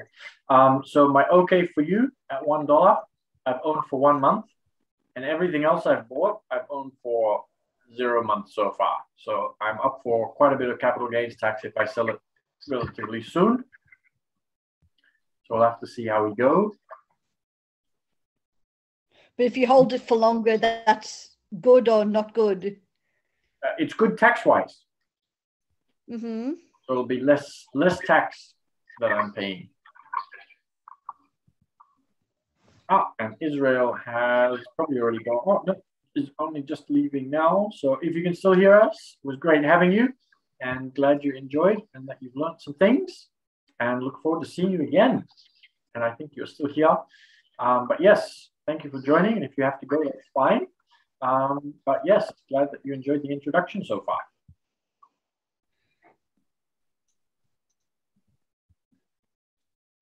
Okay. I am chatting to Israel and I'm not paying attention and not picking up my food processor. I wouldn't really be buying a food processor. I'm going to say that.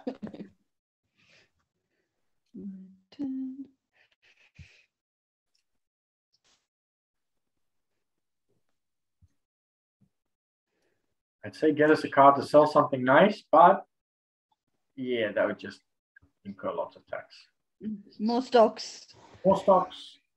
$10 for OK for you. Wow. It's just it's been raining OK for you. That's a third OK for you. $1, $5, and now $10. It's growing slowly. Slowly growing.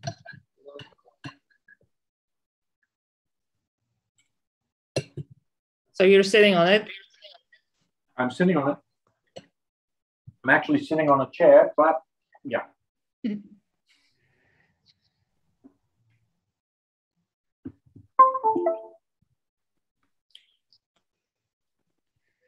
I like the sayings up the top of the where the card, you know, above where you select the card and everything. Yes. Some wise quotes at the top there. Mm-hmm. Okay. So I'm buying, selling. What? We don't know what you do. Oh, was that too quick? Sorry. No, no, that's fine. I just want to know what you did. I bought. Ah, that makes sense. Okay, over to you, Mladen. Oh, here we go. Oh, wow. Ooh. Okay for you. It's just raining okay for you. So who's willing to start selling at this price and paying a bit of tax for it? Maybe. So if you hit the sell button, yeah, you will see that it will automatically calculate the capital gain. And then it will also have in there the capital gain taxable amount. Okay. We'll also tell you how long. Can you click it? Yeah, I don't understand. Okay, so if you have a look at my screen for a second, that first batch, the cost was $1. I own 1,500. So my capital gain would be $29. How is that? You can, like, if you bought for one and today, okay, yeah, so okay, 29 per share, yeah, per share. So I would be paying tax over the 29, whereas if I had it for more than 12 months, I'd be paying tax over 14 and a half. Yeah, but it doesn't tell us how much money I'm getting and like how much tax I'm paying. You'd be able to see that in your tax report, though. Yeah. I'm going to sell some. Yes, you can sell a little bit and see how much you get taxed and calculate your tax rate. Yeah. Depending on how long. But I need to sell the whole batch, right? You can sell the whole batch. You can sell a portion of the batch. Oh, okay. So I don't have to sell the whole thing. Okay. So on my screen, while you're doing that, I'm also just going to pull up. I have to move everybody across again. Tax statement, because I think my first tax statement might be ready. Oh, not yet. Oh, okay. We'll have to wait with the tax statement for a little bit because we haven't passed the whole tax year yet. I have zeros on my tax statement. Yes. So where do you look at those? On the reports? In the reports. And then there's a drop down for tax statements. I have some numbers. I can share my screen if you want to teach us. You have some tax statements already? Yeah. Yes. Because you've dropped out, right? I've stopped sharing, so you should be able to share. There we go. So in the tax statement for 2021, it will show your income, how much your total taxable gain was, and also any deductions that you had. So for example, adopting children and those kinds of things will get you a tax deduction. So it will give you your taxable income after you've had your deductions and after your taxable capital gain, which is obviously lower if you've owned something for more than 12 months. So that reduces the total amount that you are paying tax on. And then it will calculate the 10%, which is then off that taxable income. So if you owned your property for less than 12 months, or if you owned your stocks for less than 12 months, then your taxable income would have been a bit higher. So instead of 750, let's say that it would have been 9,500, you'd pay 950 tax instead of 750 tax. But I sold some of the OK for you ones just that before. Would have been 2022. So your tax statement's always going to be the year before. And then over the year, it will calculate. So when we've played for another 12 months in the game, it will give you your 2022 tax statement, and then you'll be able to see what happened with your stocks and how much tax you paid. Yeah. Cool. Yeah, because I wanted to see what that did, but like, yeah, I can't see it. Yeah. Just like in real life, you will see it next year. Yeah. In the meantime, how much you paid tax, you can see in your cash ledger. Yes. So if you go to the other report and you go to your, you can see share screen again? General journal or in your cash ledger. Can you share the screen again, please? Yes, I'm not sharing, am I? Ha ha ha ha ha. Give me a second. I need to find the actual Zoom. There we go. And then I will share my screen. I'm not used to sharing the screen sharing. So it's usually only me that's sharing the screen. Okay, so throughout the game, you'll see that I've paid some taxes here. Actually, I don't think I've paid that many taxes. And you only have blue ones. I have blue and red. So what view are we? I have a different view. So this is in the reports, the cash ledger. Okay, right. Yeah, I clicked where you have the playboard, something, statements, and yes. I clicked there. Yeah. Yes. So this one is in the actual reports, and I've paid taxes throughout the game for just general taxes that I've paid, and then it also takes those into account throughout the game. So I paid taxes twice, but I haven't actually paid any capital gains tax or any other special taxes. So when I've received my income, I've just automatically paid my taxes. So the PAYG taxes. And then at the end of the year, it has a look at whether I've overpaid on my taxes and I get a refund, or if I've underpaid and if I need to pay more. So you'll see in your tax reports, it will also have tax refunds at some point if you have overpaid on your taxes compared to what you actually owed in total. And how much is capital gain tax in this game? Percent if under 12 months? Mladen, how much did you put in for the capital gains tax? I think it comes to about... It estimates how much would you receive money in a year. Yes. And then goes backwards to find out how much would you pay. If I sell stocks? Yeah, well, you will have income, yearly income, right? And you pay tax on yearly income. So it tries to estimate how much would be if you continue to play whatever you're doing at the moment. It tries to estimate how much you're going to have tax, how much you will have income at the end of the year. And according to income, you can actually estimate that. So the computer takes all of the little things that it sees happening throughout the game, and it estimates based on what you... So let's say, for example, you've played for 1 quarter of a year. You will estimate based off of what you just sold. That 1 quarter of the year, it will extrapolate that out to 1 year and estimate how much you would be paying having income, and then calculate the tax on that. And then if there are adjustments to be made, it will make adjustments when the actual tax is calculated at the end of the year. Okay. So it's not specific amount for amount that you sold. It just it calculates how much you will income, and you will see in a tax statement how much was there and other reductions. So you see when you sell it, you see in the capital gain, if it's 12 months, then you have full amount on profit would be taxable, otherwise only on 50%. Yeah. As an example, I borrow quite a bit because I see lots of good deals and I will buy the good deals, whether I can afford them or not sometimes. And so I get hammered by my tax because it can see lots of income expected to come in.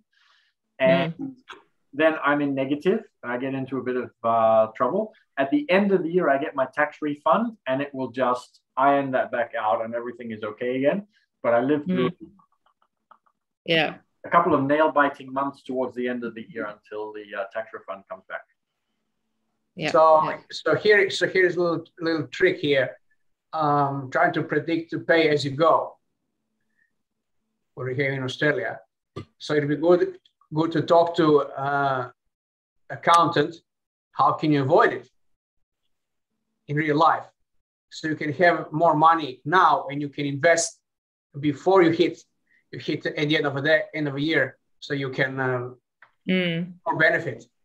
So this will kind of help you to find the right questions to ask right experts in different area of investment. A perfect example of that is the end of financial year sales, when as a business owner, you're allowed to buy certain assets that are going to be tax deductible. So if you know that your income is a little bit high towards the end of the financial year, a lot of business owners rush to Officeworks, rush to Bunnings, and they just buy stuff in order to be able to increase the expenses to be able to reduce that taxable income level so that their taxable income is a little bit lower towards the end of the financial year. Yeah, my dad has a business. He has a he fixes televisions, and always at the end of the financial year, he'll buy a new van. Yeah, that makes sense. If you look statements and cash ledger from Playboy point of view, they're simplified for those who played a board game. For advanced, their reports, they are more accurate, they're more realistic in real life, so you can learn accounting and reading financial statements properly. Their real life look like.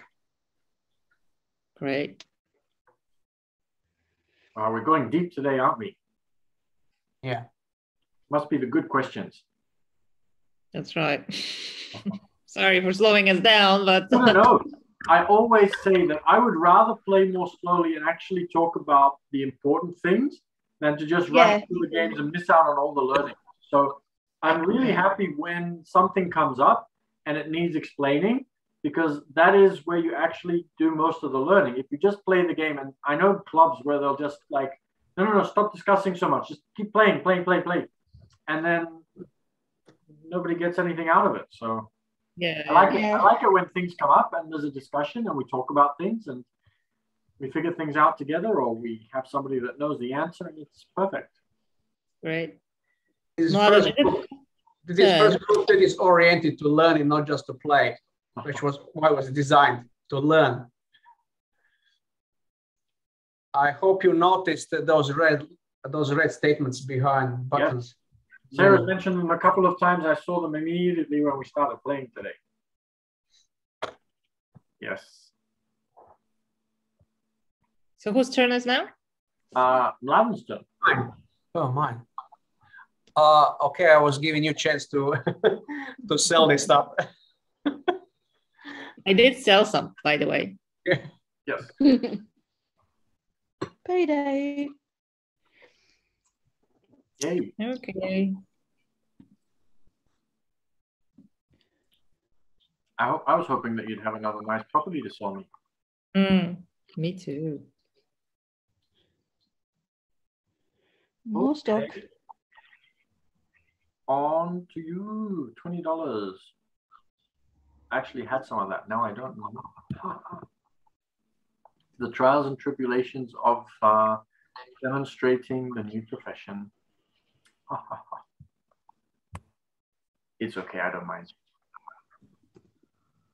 Over to you, Sarah. Okay, select a card.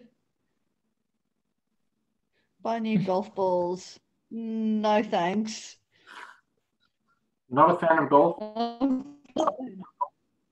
We might have even been able to sell those to me. Yeah, probably could have done.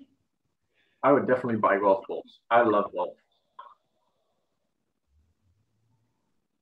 Oh, that's another automated company buyer. Don't think anybody has one of those still. What happens if you like sell? Which one? Yeah, like sometimes when those ones come up and I haven't even bought one, if you haven't even bought one, what happens if you just press sell? It will tell you if you don't own any, so it won't allow you to do anything.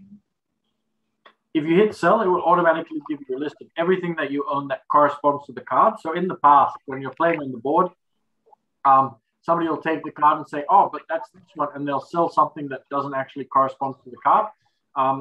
The online version will just automatically know whether that's the correct card or not. So if it's not the correct card, it just won't show that asset on your sell page. Okay. I bought a duplex. What do we got? $6,000 duplex. Yeah, I bought it. You've already bought it? Was good. I got a duplex. It was fine. It wasn't amazing, but it was fine, I think. Payday. Yay.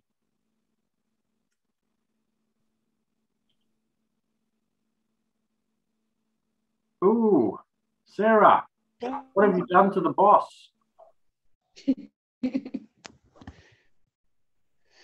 The boss, what did I do to the kids? Well, that too, yes. I'm a teacher on this one. Oh, who am I? Where does it say who I am? So next to your name, it will have your profession just on the right. Oh, here, yeah. Ooh, Not the one with the flag, but the one on the blue strip underneath that. Yeah, I'm also a secretary, yeah. Ah.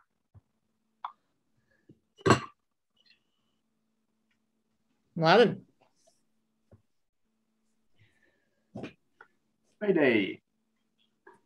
Okay, thank you. It's slow on deals right now.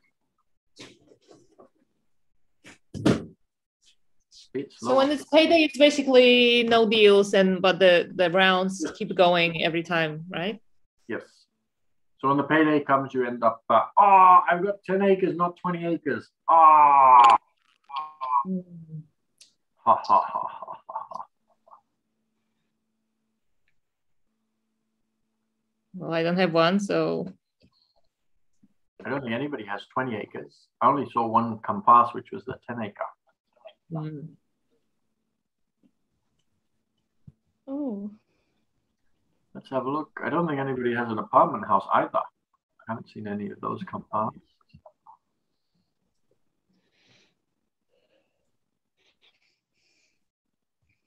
Sarah, you are downsized, but you're still able to collect cards and do different things just like you would in real life if you still have some money.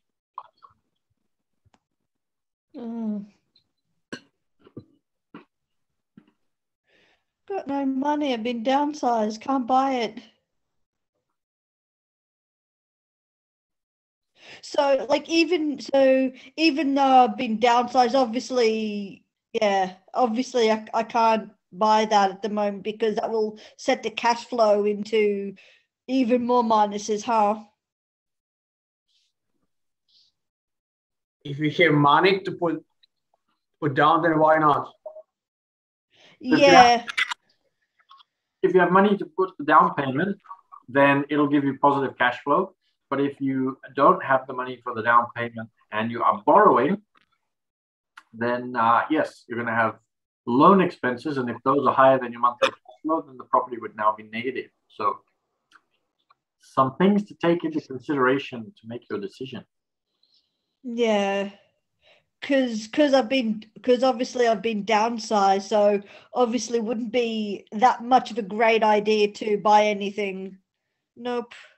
It could. It's giving me the option to sell. And you also have to take into consideration whether you think it's a good deal or not.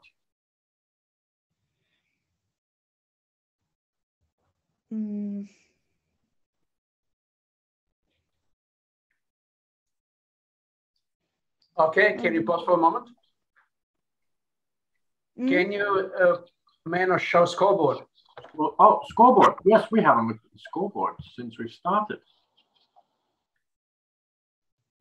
So there could be a hint. Should you buy it or not? Sorry, what was that? So if you have a look at my screen for a moment, you'll see that I've pulled up the scoreboard. And what the scoreboard does is it has a look at what percentage of your expenses are covered by other people's money. And Olga is sitting on 52, and I'm sitting on 28, and Mladen and you are both on 0 on that one for now. But the interesting one is the wealth months. This tells you how long you would be able to survive, how many months you'd be able to survive if you lost all of your income tomorrow. So with the amount of cash that you have and your passive income, how long you'd be able to survive. So Olga would be able to go for almost 1.5 or a little over 1.5 years. I would be screwed. I would be absolutely screwed. I wouldn't even be able to survive for a month. But I have been investing very strategically. So I do have assets that I can liquidate relatively quickly if I need to. Mladen would be able to survive for almost half a year, but not even half a year. And Sarah, you would be able to survive for almost 3 months. So you'd be able to make it 1/4 of a year. So this is the scoreboard that will tell you and show you a little bit where you're at and where we are in relation to each other. Okay. Even though my wealth month have me totally screwed, I obviously have a lot of other people who are giving me money in order to be able to make some good investments, which gives me that my expenses are actually covered by other people's money. So my expenses are actually being paid by other people, which is what's putting me into second place right now. Okay. Can you show performance tab now? Yes, let's have a look. Performance tab. Oh. So that's a copy of it. Ha, ha, ha, ha. So you have a whole bunch of indicators there. Yes. So I'm all in the red, except for my So card. we're looking at that. Sarah, do you still see card? Sorry, what was that? Yes, this is a card. Yeah. Can you click buy? Click buy, Sarah. Yeah. So now you see these performance indicators. So what we might do is I'll stop current now, and what would be in the if you buy it? How would it look like? Can you share your screen, Sarah? All right, so I'm back on my screen. Yes, if you go to the bottom, or you can't see my screen, but if you click on the more button, there is an option for share screen. Okay. So now look in Zoom control, not cash flow control. Zoom. Yes, inside Zoom.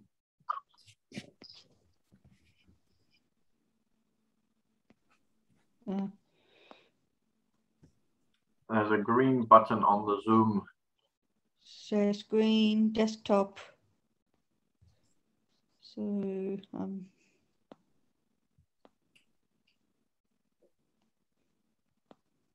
so I need to go back onto. Here we go. You've started sharing the screen. Yes. Then if you go back to the game. Not that one, the other one. Yay. So if you hit buy.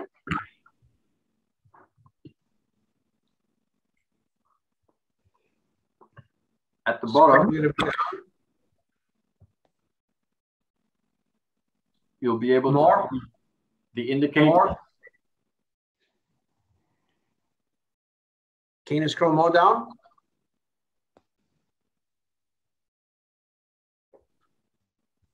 Okay, wealth months are not there. Well, anyway, a wealth month will go down if you buy it.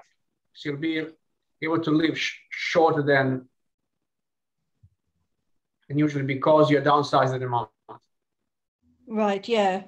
But anyway, you see now a number of indicators are in red. So they could bank a look. In real life, will they give you a loan? No, if they after wouldn't. purchase you are in red, would they in real life give you a loan? Probably not. No. So done. So press done, obviously. Yeah. And then you can also hit stop screen sharing.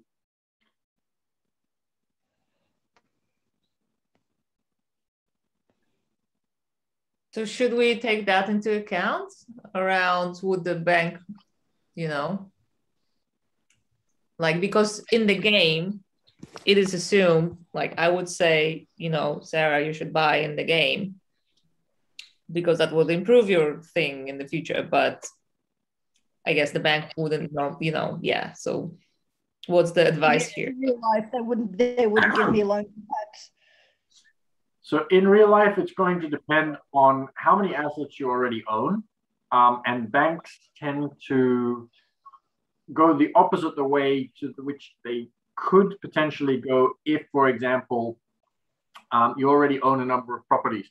So they then think that you become more dangerous, even though you actually already have experience, and they're less likely to lend to you, but only if all of those properties are bought wholesale.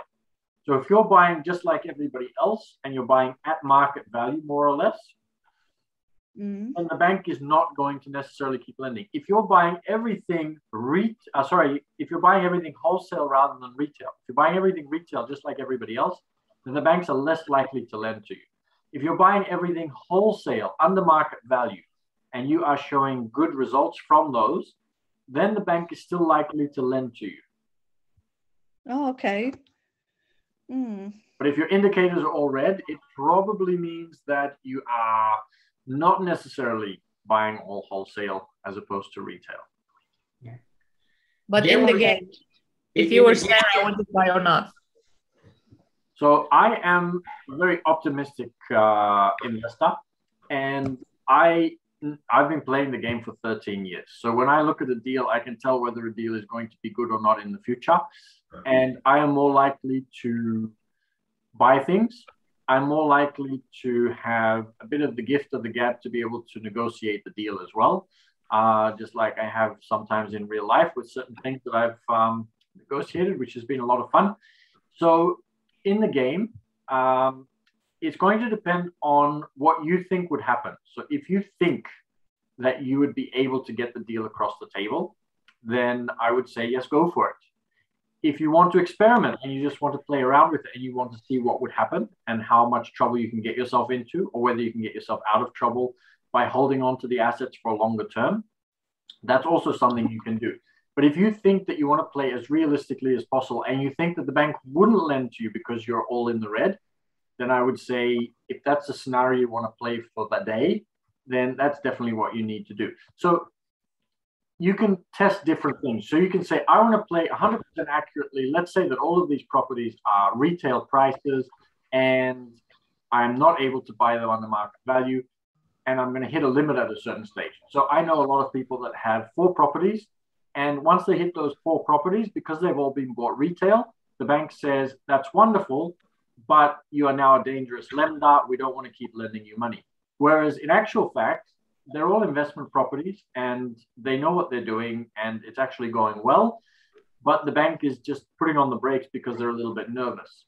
Some people are able to go past 4 properties and it's fine. Some people are not able to go past 4 properties and they really get themselves into trouble. So the banks are just a little bit cautious. But if you're buying the right property and the bank can see that they are very advantageous to you and that there's a lot of upside potential, the bank is more likely to let you go past that threshold of 4 or 5 properties. Mm. Okay. Mm. So it's up to you to say, how realistically do I want to play? What kind of scenario do I want to play? Do I want to play more aggressively? Do I want to play a little bit less aggressively? So I play generally a little bit more aggressively because that's also how I play life. And in life, I can get myself into trouble by doing that. And I'm aware of that. If you're playing on the game here, it doesn't really matter because whatever happens, it won't affect you too much. But you don't want to get into the habit of playing extremely aggressively and then going out and having that mindset that will cause you to do that in real life as well. If you feel that you are a little bit more risk averse, then probably play a little bit more risk averse in the game. If you're a little bit more aggressive, you can play a little bit more aggressive in the game.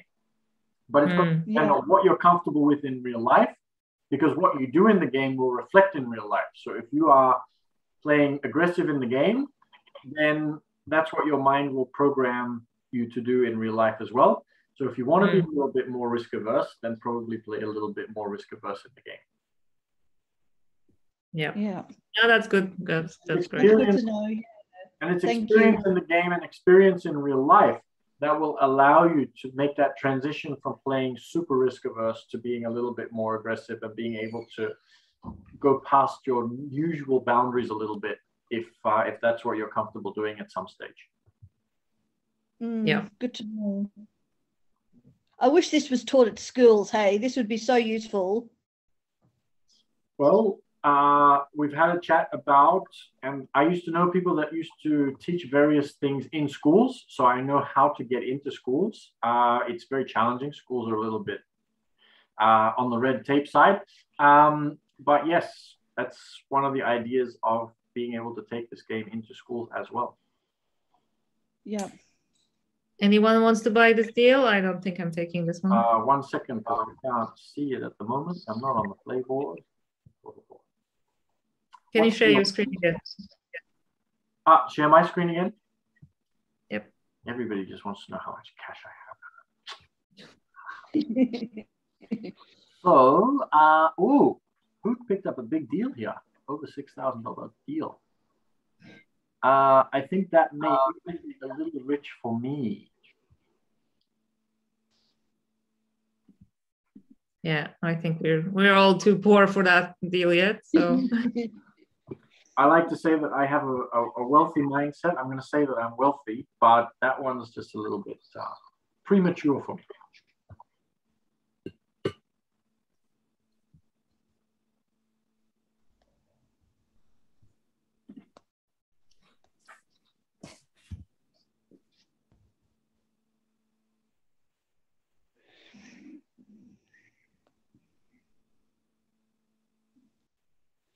Ooh, I like it.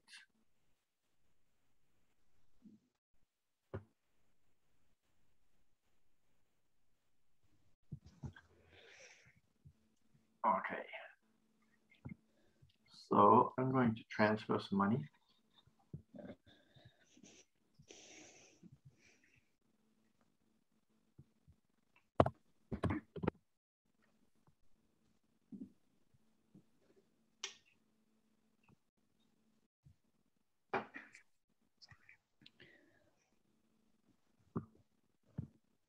do you want to sell it? Probably not. But I appreciate the offer. Do you have enough money to buy it? To buy what? To buy this one? Yeah. Ooh, how much would you be willing to offer me for the card?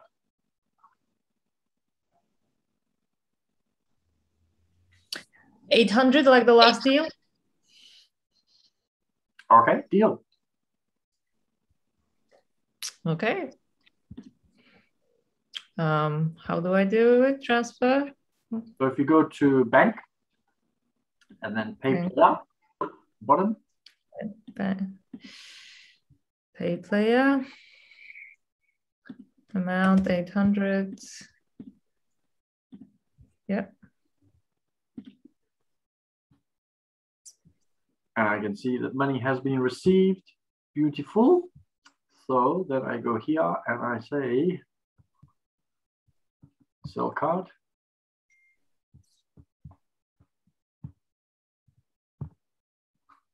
Done deal. Okay. Pleasure doing business with you. You too. Buying it.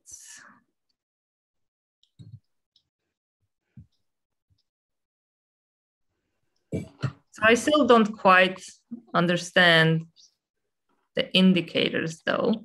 If we want to look at, you know, all those names like debt assets ratio, debt to income, and why, you know, below 40 is good and so on. So yeah, maybe at the next one we can have a look. What I might do. We can talk about it, but also you have information about them in help. Mm-hmm. But, you know, just kind of to, yeah, okay, yeah, so good to know. Yeah, there's a help section as well.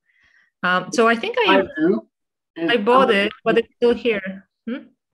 So what I might do, if you want to hold me accountable to this, is to actually make a video on each one so that we can add that to the YouTube channel. And then you can go back and have a look, and I'll actually explain what they are and how they work. Yeah, that'd be good. So I might do that when I have a chance before the next game. So I would like to stay in touch with everybody a bit more. So we've got the Cash Flow Action Club on Facebook, and we can stay in touch there. We can discuss certain ideas. We can do lots of fun activities there. And then I will also add the videos, and yeah, you can hold me accountable for that. I'll make explanation videos. Cool.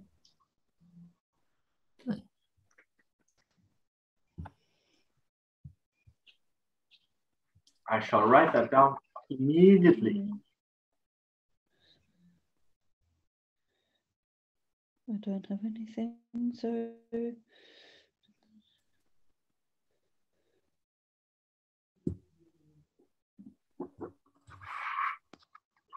I don't have anything like that. I don't have anything.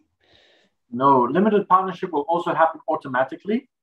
So does everybody know what a limited partnership is? No, what's that? Okay, so limited partnership is where, let's say, for example, I have a fish and chip shop and I want to set up a second fish and chip shop. So I go to, let's say, for example, you, Sarah, and I say, Sarah, if you give me $30,000, I'll pay you back double. I'll pay you back 60,000 when I can buy you out, when I have enough profit from the actual fish and chip shop to be able to pay you back. In the meantime, I'm going to be making $2,000 from this fish and chip shop. So I will give you $1,000 every month. So I'll give you 50% of the profits until I have enough to be able to pay you out. So in the meantime, you keep getting $1,000 from me every month. But eventually I have enough money, maybe I borrow it from somewhere, I find it from somewhere else, or I have enough profits that I've saved to be able to pay you that 60,000. So at that point, this is when this card comes up, the limited partnership is sold. So I now give you the $60,000 and I stop paying you the 1,000, but you get your 60,000. So you double your money. And in the meantime, you've also got an extra because you've gotten those 1,000 for as long as I've not paid you the 60,000 back. So it could be 2 months, it could be half a year, it could be a year, it could be 10 years that I pay you that 1,000. As long as it takes me to get to that 60,000 to repay you, I have to keep paying you that 1,000. And would Sarah have to do anything, like run the fish and chips shop or do something? There is what's called a silent investor. So she's only put up the money. I'm the one who's running the shop. And Sarah's just given me the money. And so all she has to do with that is lend it to me, and she'll get that interim money in the meantime. And then eventually when I have enough money, I'll pay her out. And then that's the end of the deal. And if not, then Sarah loses $30,000 if they go bankrupt. Sorry? And if you go bankrupt, the fish and chip shop doesn't bring money, then Sarah loses 30K. Yes. And that's why you don't go to a bank, because banks are like too risky. Yes, but Sarah would probably be able to sue me, because if we did put up a contract, she'd be able to sue me for the money that's owing. But possibly, depending on how long that contract, or depending on how long I've been paying the thousands, I might have already paid more than 30,000. Yeah. Anyway. So it depends. Too good to be true. Sound, yeah, I can deal like that. Yes. Mm-hmm. Good ones. Start asking questions and don't rely on the experts for solutions. Instead, think for yourself. Good one.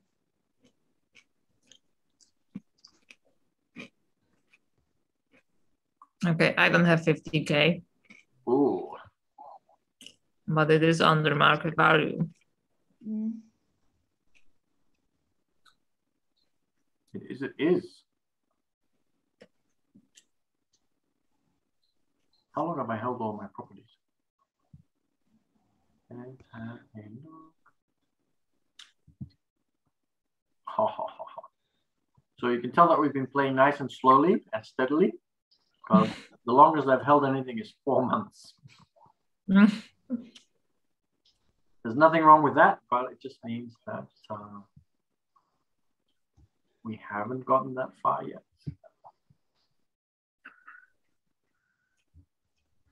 Okay, well, too expensive, so. The repayments on those loans, if you do borrow the money for that one, would be a little bit challenging. How much was it? I didn't pay attention. 50,000 down payment. So if you have to borrow the 50,000 and you're paying 10%. Yeah. So that's why I'm still going for the smaller deals. 10%. This one is 3%. Was the other 10%? I was just calculating at the old prices. So the loan is 3%, but if you're borrowing for the down payment, the bank will charge you higher for the personal loan, yeah, as opposed to the mortgage. Okay, so this one's 5,000, 23%. Would anybody like to buy that one? I have a few. I don't know. No? Okay. I feel like I'm selling ice to Eskimos. Mm-hmm. Oh, Mladen.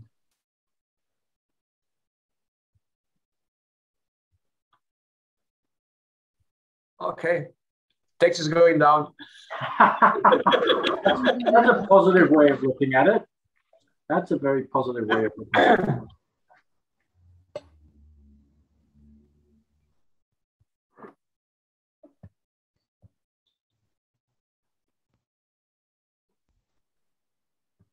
Wow, there are some really interested people who want to buy widget companies. I think that's the third time that one's come up.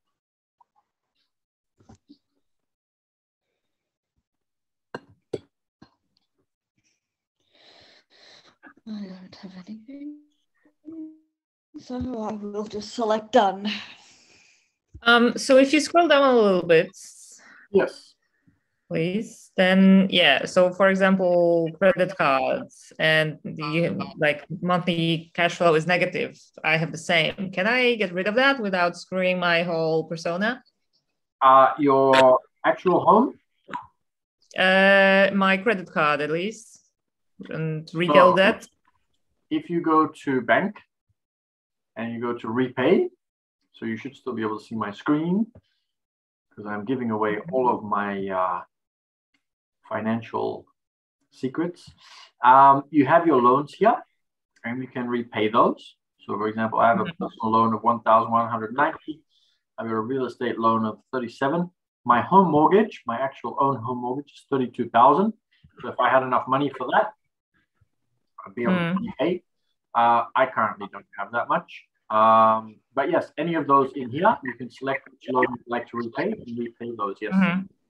And that will then... Yeah, because I guess the credit card has a 20% interest. So I can easily, where is it? Credit card, repay. So you That's can, better. yes. The car, well, technically I could as well, but let's see what we have here. That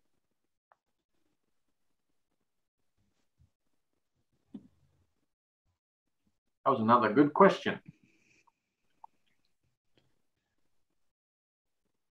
So many. What's the question? Next.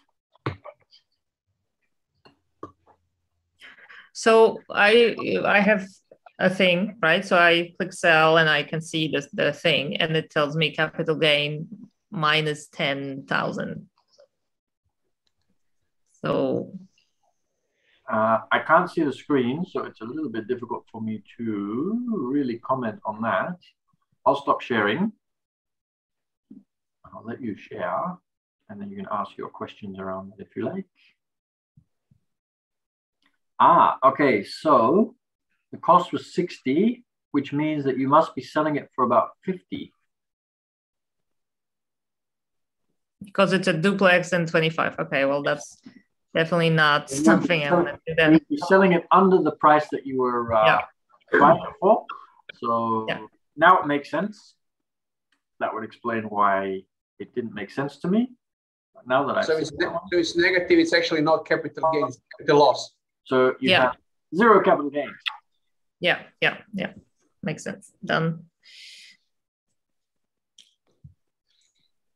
There is something that should be added later on in a game. So you get capital loss, it will be deducted from capital gain. Yes. You see how it works in text statement. Yes. Did anybody buy an apartment house that they'd like to sell? Hit sell now or forever hold your peace, because I'm about to hit done. No, I don't have anything. I thought I had something. So. No.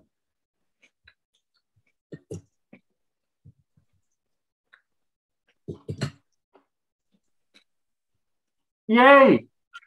Don't hit sell. Nobody hit sell.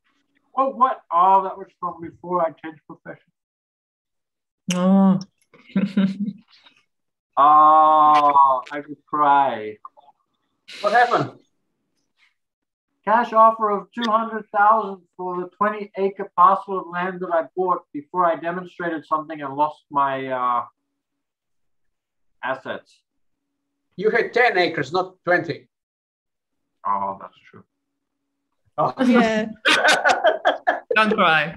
Last up on the 20-acre one. Ah.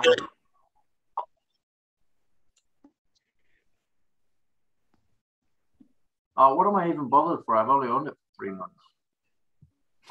But you can click on profession, no problem, but you don't click random or something like that. You still look at that. Yeah. Sarah, buy this. Buy it. Yeah, I'm going to. Down payment, buy. Menno, if you click on a profession, you still can be in the same profession, just you don't click random or change numbers.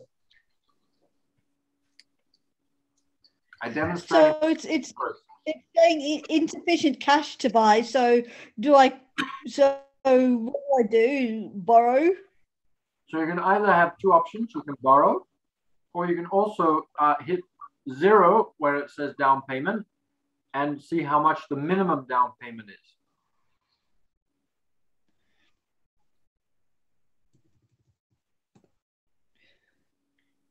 Do I just select update? And then you select update, and it will tell you how much the minimum down payment is. If you have enough for that, then you can. Yes. And then you can just hit buy.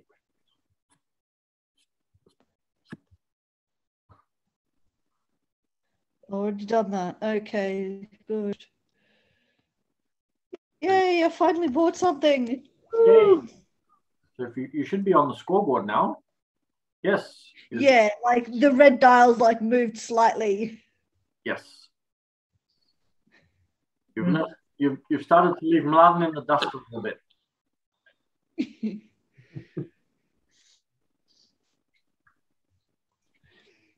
Your turn. Oh, yes.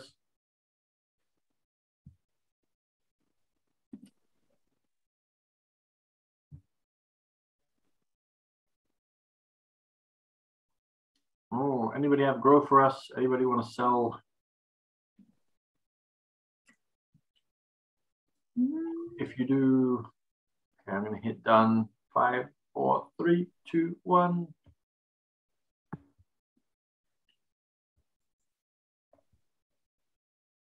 Payday for Mladen. Yeah.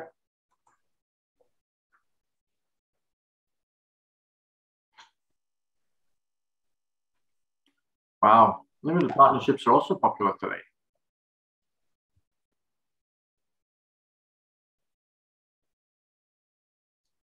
No one's selling anything, no one's bought anything. I'm gonna hit done. Oh, cappuccino machine. Yeah, I'd probably, splurge a bit. Yes, if it's something that you would really do, then yes, I would definitely recommend doing it.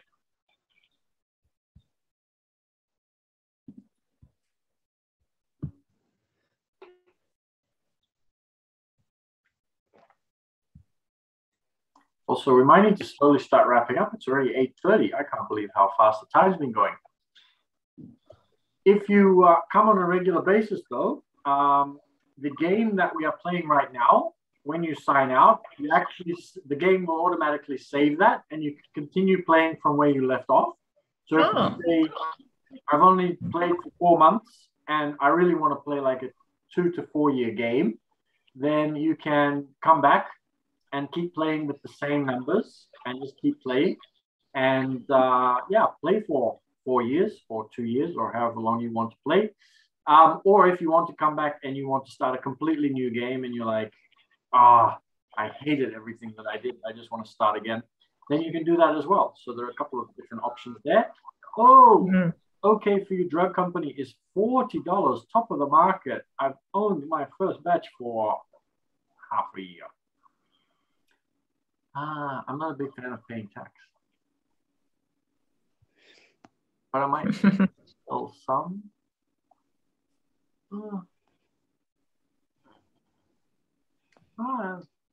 Relatively good cash position. I'm going to sit on it. But anybody else that wants to sell can sell. I'll just leave it there for a few seconds so that anybody that wants to get sold can sell.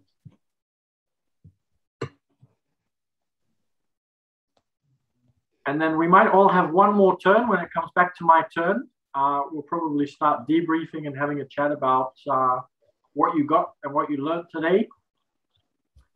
And then, yeah, we've recorded the session.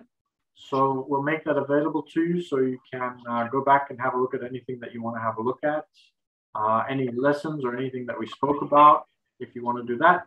And yes, I'll definitely put some videos with regards to the indicators and how they work and what they mean so that we have some more content for our YouTube channel, which is always good.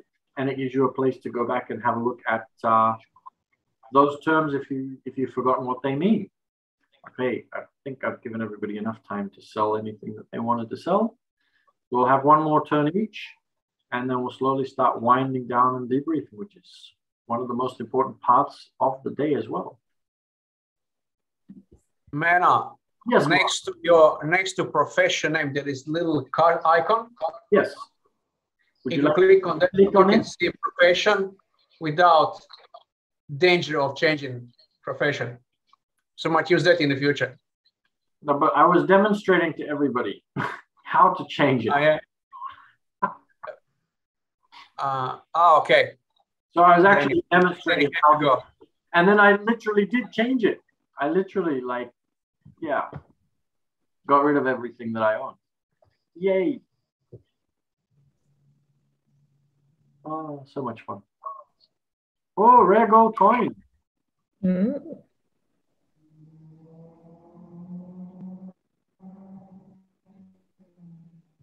So that must be your place, Olga. That sounded like a tram. No, Oh, wow. Sounded like somebody had a tram going past. And I know that that's definitely not Sarah, me, or Mladen, because we do not have trams here in Sydney. Well, actually, now we do, don't we? It sounded like a car to me. Mm. Maybe plane. Yeah, no, I'm not gonna bother with that one. I was gonna offer some money for that one. Oh, you wanted to buy that one? Yes, I was gonna throw you some money. Missed opportunity. Oh, sorry. It's all good. Sorry. Next time. Oh, you saved me $1,000 and whatever else I was going to pay you, but you missed out on whatever I was going to pay you. So, ooh, small shopping mall.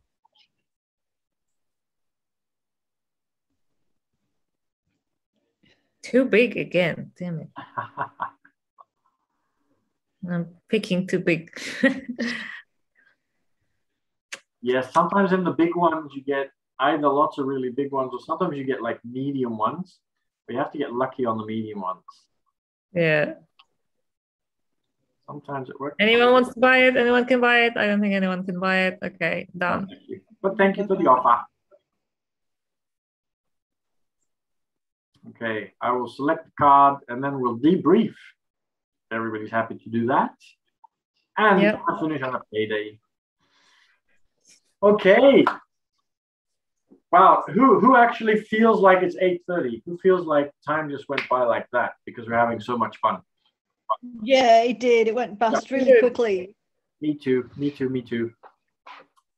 Okay. Thanks for that. No, you're welcome. It's always a real pleasure having you all coming. So I suppose, Sarah, I might get you to go. Oh, actually, Sarah, you went first last time. Yes. So we might get Olga to do a debrief first and share with us what you got from it, whether you enjoyed today and what you learned or anything else you want to share. And then we'll go down the screen. We'll go Sarah and Mladen, and I'll go last because, yeah. The organizer. Yeah, I think I'm really enjoying this. Like I said, I played 15 years ago probably, so I don't remember anything, and just someone recently put me on the book again, and then I somehow Googled and found this because I wanted to play the game again, Well, not this. Which one is that? I got the Chinese version. Yeah. Like, what? Is that the one you're reading? Oh, yeah. So that's the one that I was going to read. So I actually do reading in the morning. So every morning, Mladen comes and joins me, and I actually do a live stream reading on Zoom. So it's a lot of fun. And actually, I make a joke about the fact that I was going to read Rich Dad Poor Dad, and the only copy that I have at home is actually the Chinese version. I used to own so many different copies of it, but I only have the Chinese version right now. But I'm actually reading a book called The Art of Thinking Clearly. Uh-huh. Oh, wow. That shouldn't be the shiny one. And yeah, it's a lot of fun in the morning. Oh, sorry, I was cutting you off after we were talking about you starting to read the book again. That's okay. So yeah, I feel like I did learn some stuff, and I feel there's still a lot more to learn. And even looking just at the numbers and paying attention and making decisions, yeah, I think it's really good. And I'm looking forward to continuing the game. If you say, yeah, you can save, because I guess the fun also starts when you get out of the rat race, which we didn't manage to do today. And yeah, just getting used to looking at that and maybe taking risks. And I guess I've been trying to play a little bit risky here so that I get more risky, because I'm probably too risk averse just in general, and my husband is too. So getting into that mindset of yeah. So really enjoyed it, and the system also makes it easy, because we don't need to, I guess, write everything down, although probably you learn stuff when you write it down, but here you have all the backends and like the ledger and like extra info, so that's really great as well. And the quotes and other stuff. So yeah, thanks for that. You're welcome. Awesome. And yes, it is better when you write it down, because you can actually see what's happening. But in this case, being online, it's probably a bit better to have it working like this. There is a lot back end, so you can see the report, you can see what's been happening, and actually if you're actually paying attention, you can see what you've been buying and all of those different things. You can see your cash flow statement, you can see what's been changing. You don't see it as consciously, but you do still see it. So and is it possible to play around as so just join a different room or make your own little room and then play different scenarios, and then when we jump in, we go back to this one? Yes. So you would need to set up something separate, because if you sign back in and you keep playing outside of the room, it will give you the same profession that you were playing before, so you'd be able to keep playing on your own. When you sign in, there is two different options. There's a paid option and there's a free option. The free option will only give you limited amount of access, but you are able to play in between. If you come and join us next week, you'll be able to keep playing with your original numbers if you haven't played throughout the week, or if you set up a secondary account in order to be able to play with a different piece, so that next week you still have the same starting position that you're at right now. So there are different options.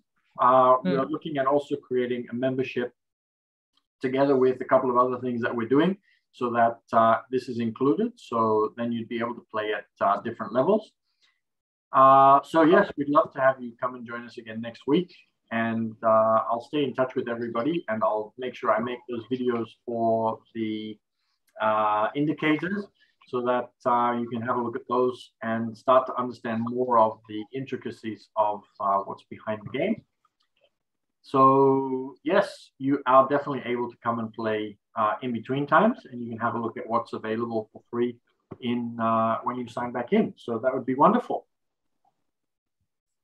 Great, thanks. And Mladen, I've signed up with Olga artbyolga.com, and then I forgot password, or I mistyped it, so I couldn't actually log in with that one. So if you can generate a forget password for Olga at artbyolga.com, then I would appreciate that as well. Before you sign out, you can go to settings and change it yourself. In my account. Because now I'm logged in as someone else. As a different email. So that's what I mean. So I've created an account and put, let's say, a random password, and I couldn't log in. So then I created another account with a different email, and that's what I'm playing now. But I want to like be able to do the previous email one. Okay, so original is Olga without this, right? Yes. So there should be another one in the system. So if you could like delete that, for example, just delete that, right? Then I'll be able to like create an account. Yes. You want to use original one, right? Well, I guess. What do you mean? If you could just delete the other one, the Olga one, not the Olga DZ, just delete the Olga one, and then I'll be good. Mladen's probably already working on it. I know Mladen. Yeah. Okay, thank you. So while Mladen's doing that, Sarah, would you like to give us your debrief and your thoughts and your ideas? Olga, I send you password in chat. Thank you. And you change it in preferences yourself. Great, thanks. Yeah, awesome. Yeah, no, I'm really enjoying this. I'm learning a lot. I'm learning that sometimes you have to take calculated risks. Not, like I'm sort of averse to risk as well. But if I'm like, if it's calculated, if it's kind of, I guess, well thought out, then I guess that's okay. I'm just learning that, what all the different shortened words mean and everything. So yeah, I'm learning a lot and enjoying getting a financial education. Awesome. Yes, I always love that you're very open to wanting to figure out how things work and test different things. And same for you. I think that it's amazing having both of you today, because it's always good to see people that are really curious and asking questions and wanting to know how things work, so that you can then start piecing it back together in the real life and start creating some really amazing things in life for yourself. So that is really amazing. And that just motivates me to put more on the YouTube channel and to create those indicators videos, so that you know a bit more about what they are and how they work and what's behind them. Awesome. Thank you for sharing. And Mladen. As you may figure out, I'm guilty for this version of Cashflow. Yes. And I'm more interested at the moment how you perceive it, how it's easy for you to play it and understand it. One thing that is new from this week are these quotes from successful people. I was kind of a little bit unhappy reading a number of books and I'm not talking about it, forgetting nice words. So this is kind of a reminder what these people are doing, so we can remind ourselves while we are playing and stimulating what we need to look after and we need to look for in real life. Yes, I'm enjoying that's on the screen right now. Yeah, everyone will have a different quotes, and every time when screen is refresh will show different. So each of us will have different quotes. Yeah, so if you like it, I'm going to add more in the future. So we learn from people who are already there where we want to be. Sorry, what was that, Sarah? I just say, yeah, I like those quotes. I like reading them, and because they're very make a lot of sense, and you can really resonate with those quotes that are on there. Yes, yeah, I agree. I was very happy to see them. Okay, thank you for sharing, Lana. And yes, everybody's very glad that you are guilty. Otherwise, okay, and from my side, so I've been playing for 13 years. I still learn new things. I really enjoy the interaction with everybody, the questions, and the ability to be able to look for ways that I can share more knowledge.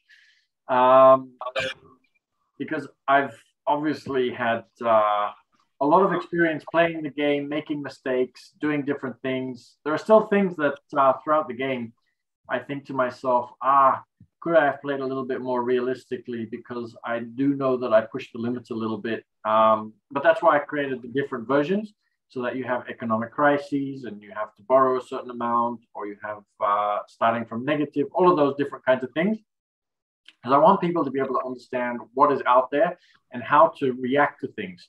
So if you're in a car and all of a sudden something jumps out in front of you, if you've never had to react to something like that, then there's not enough time for you to actually figure it out. But if you've done it before, you just automatically react. And so that's why the game is so good, because as you're playing the game, if you realize that something is happening in real life, rather than having to figure out where you've gone wrong, you can just react based off of having already done it before.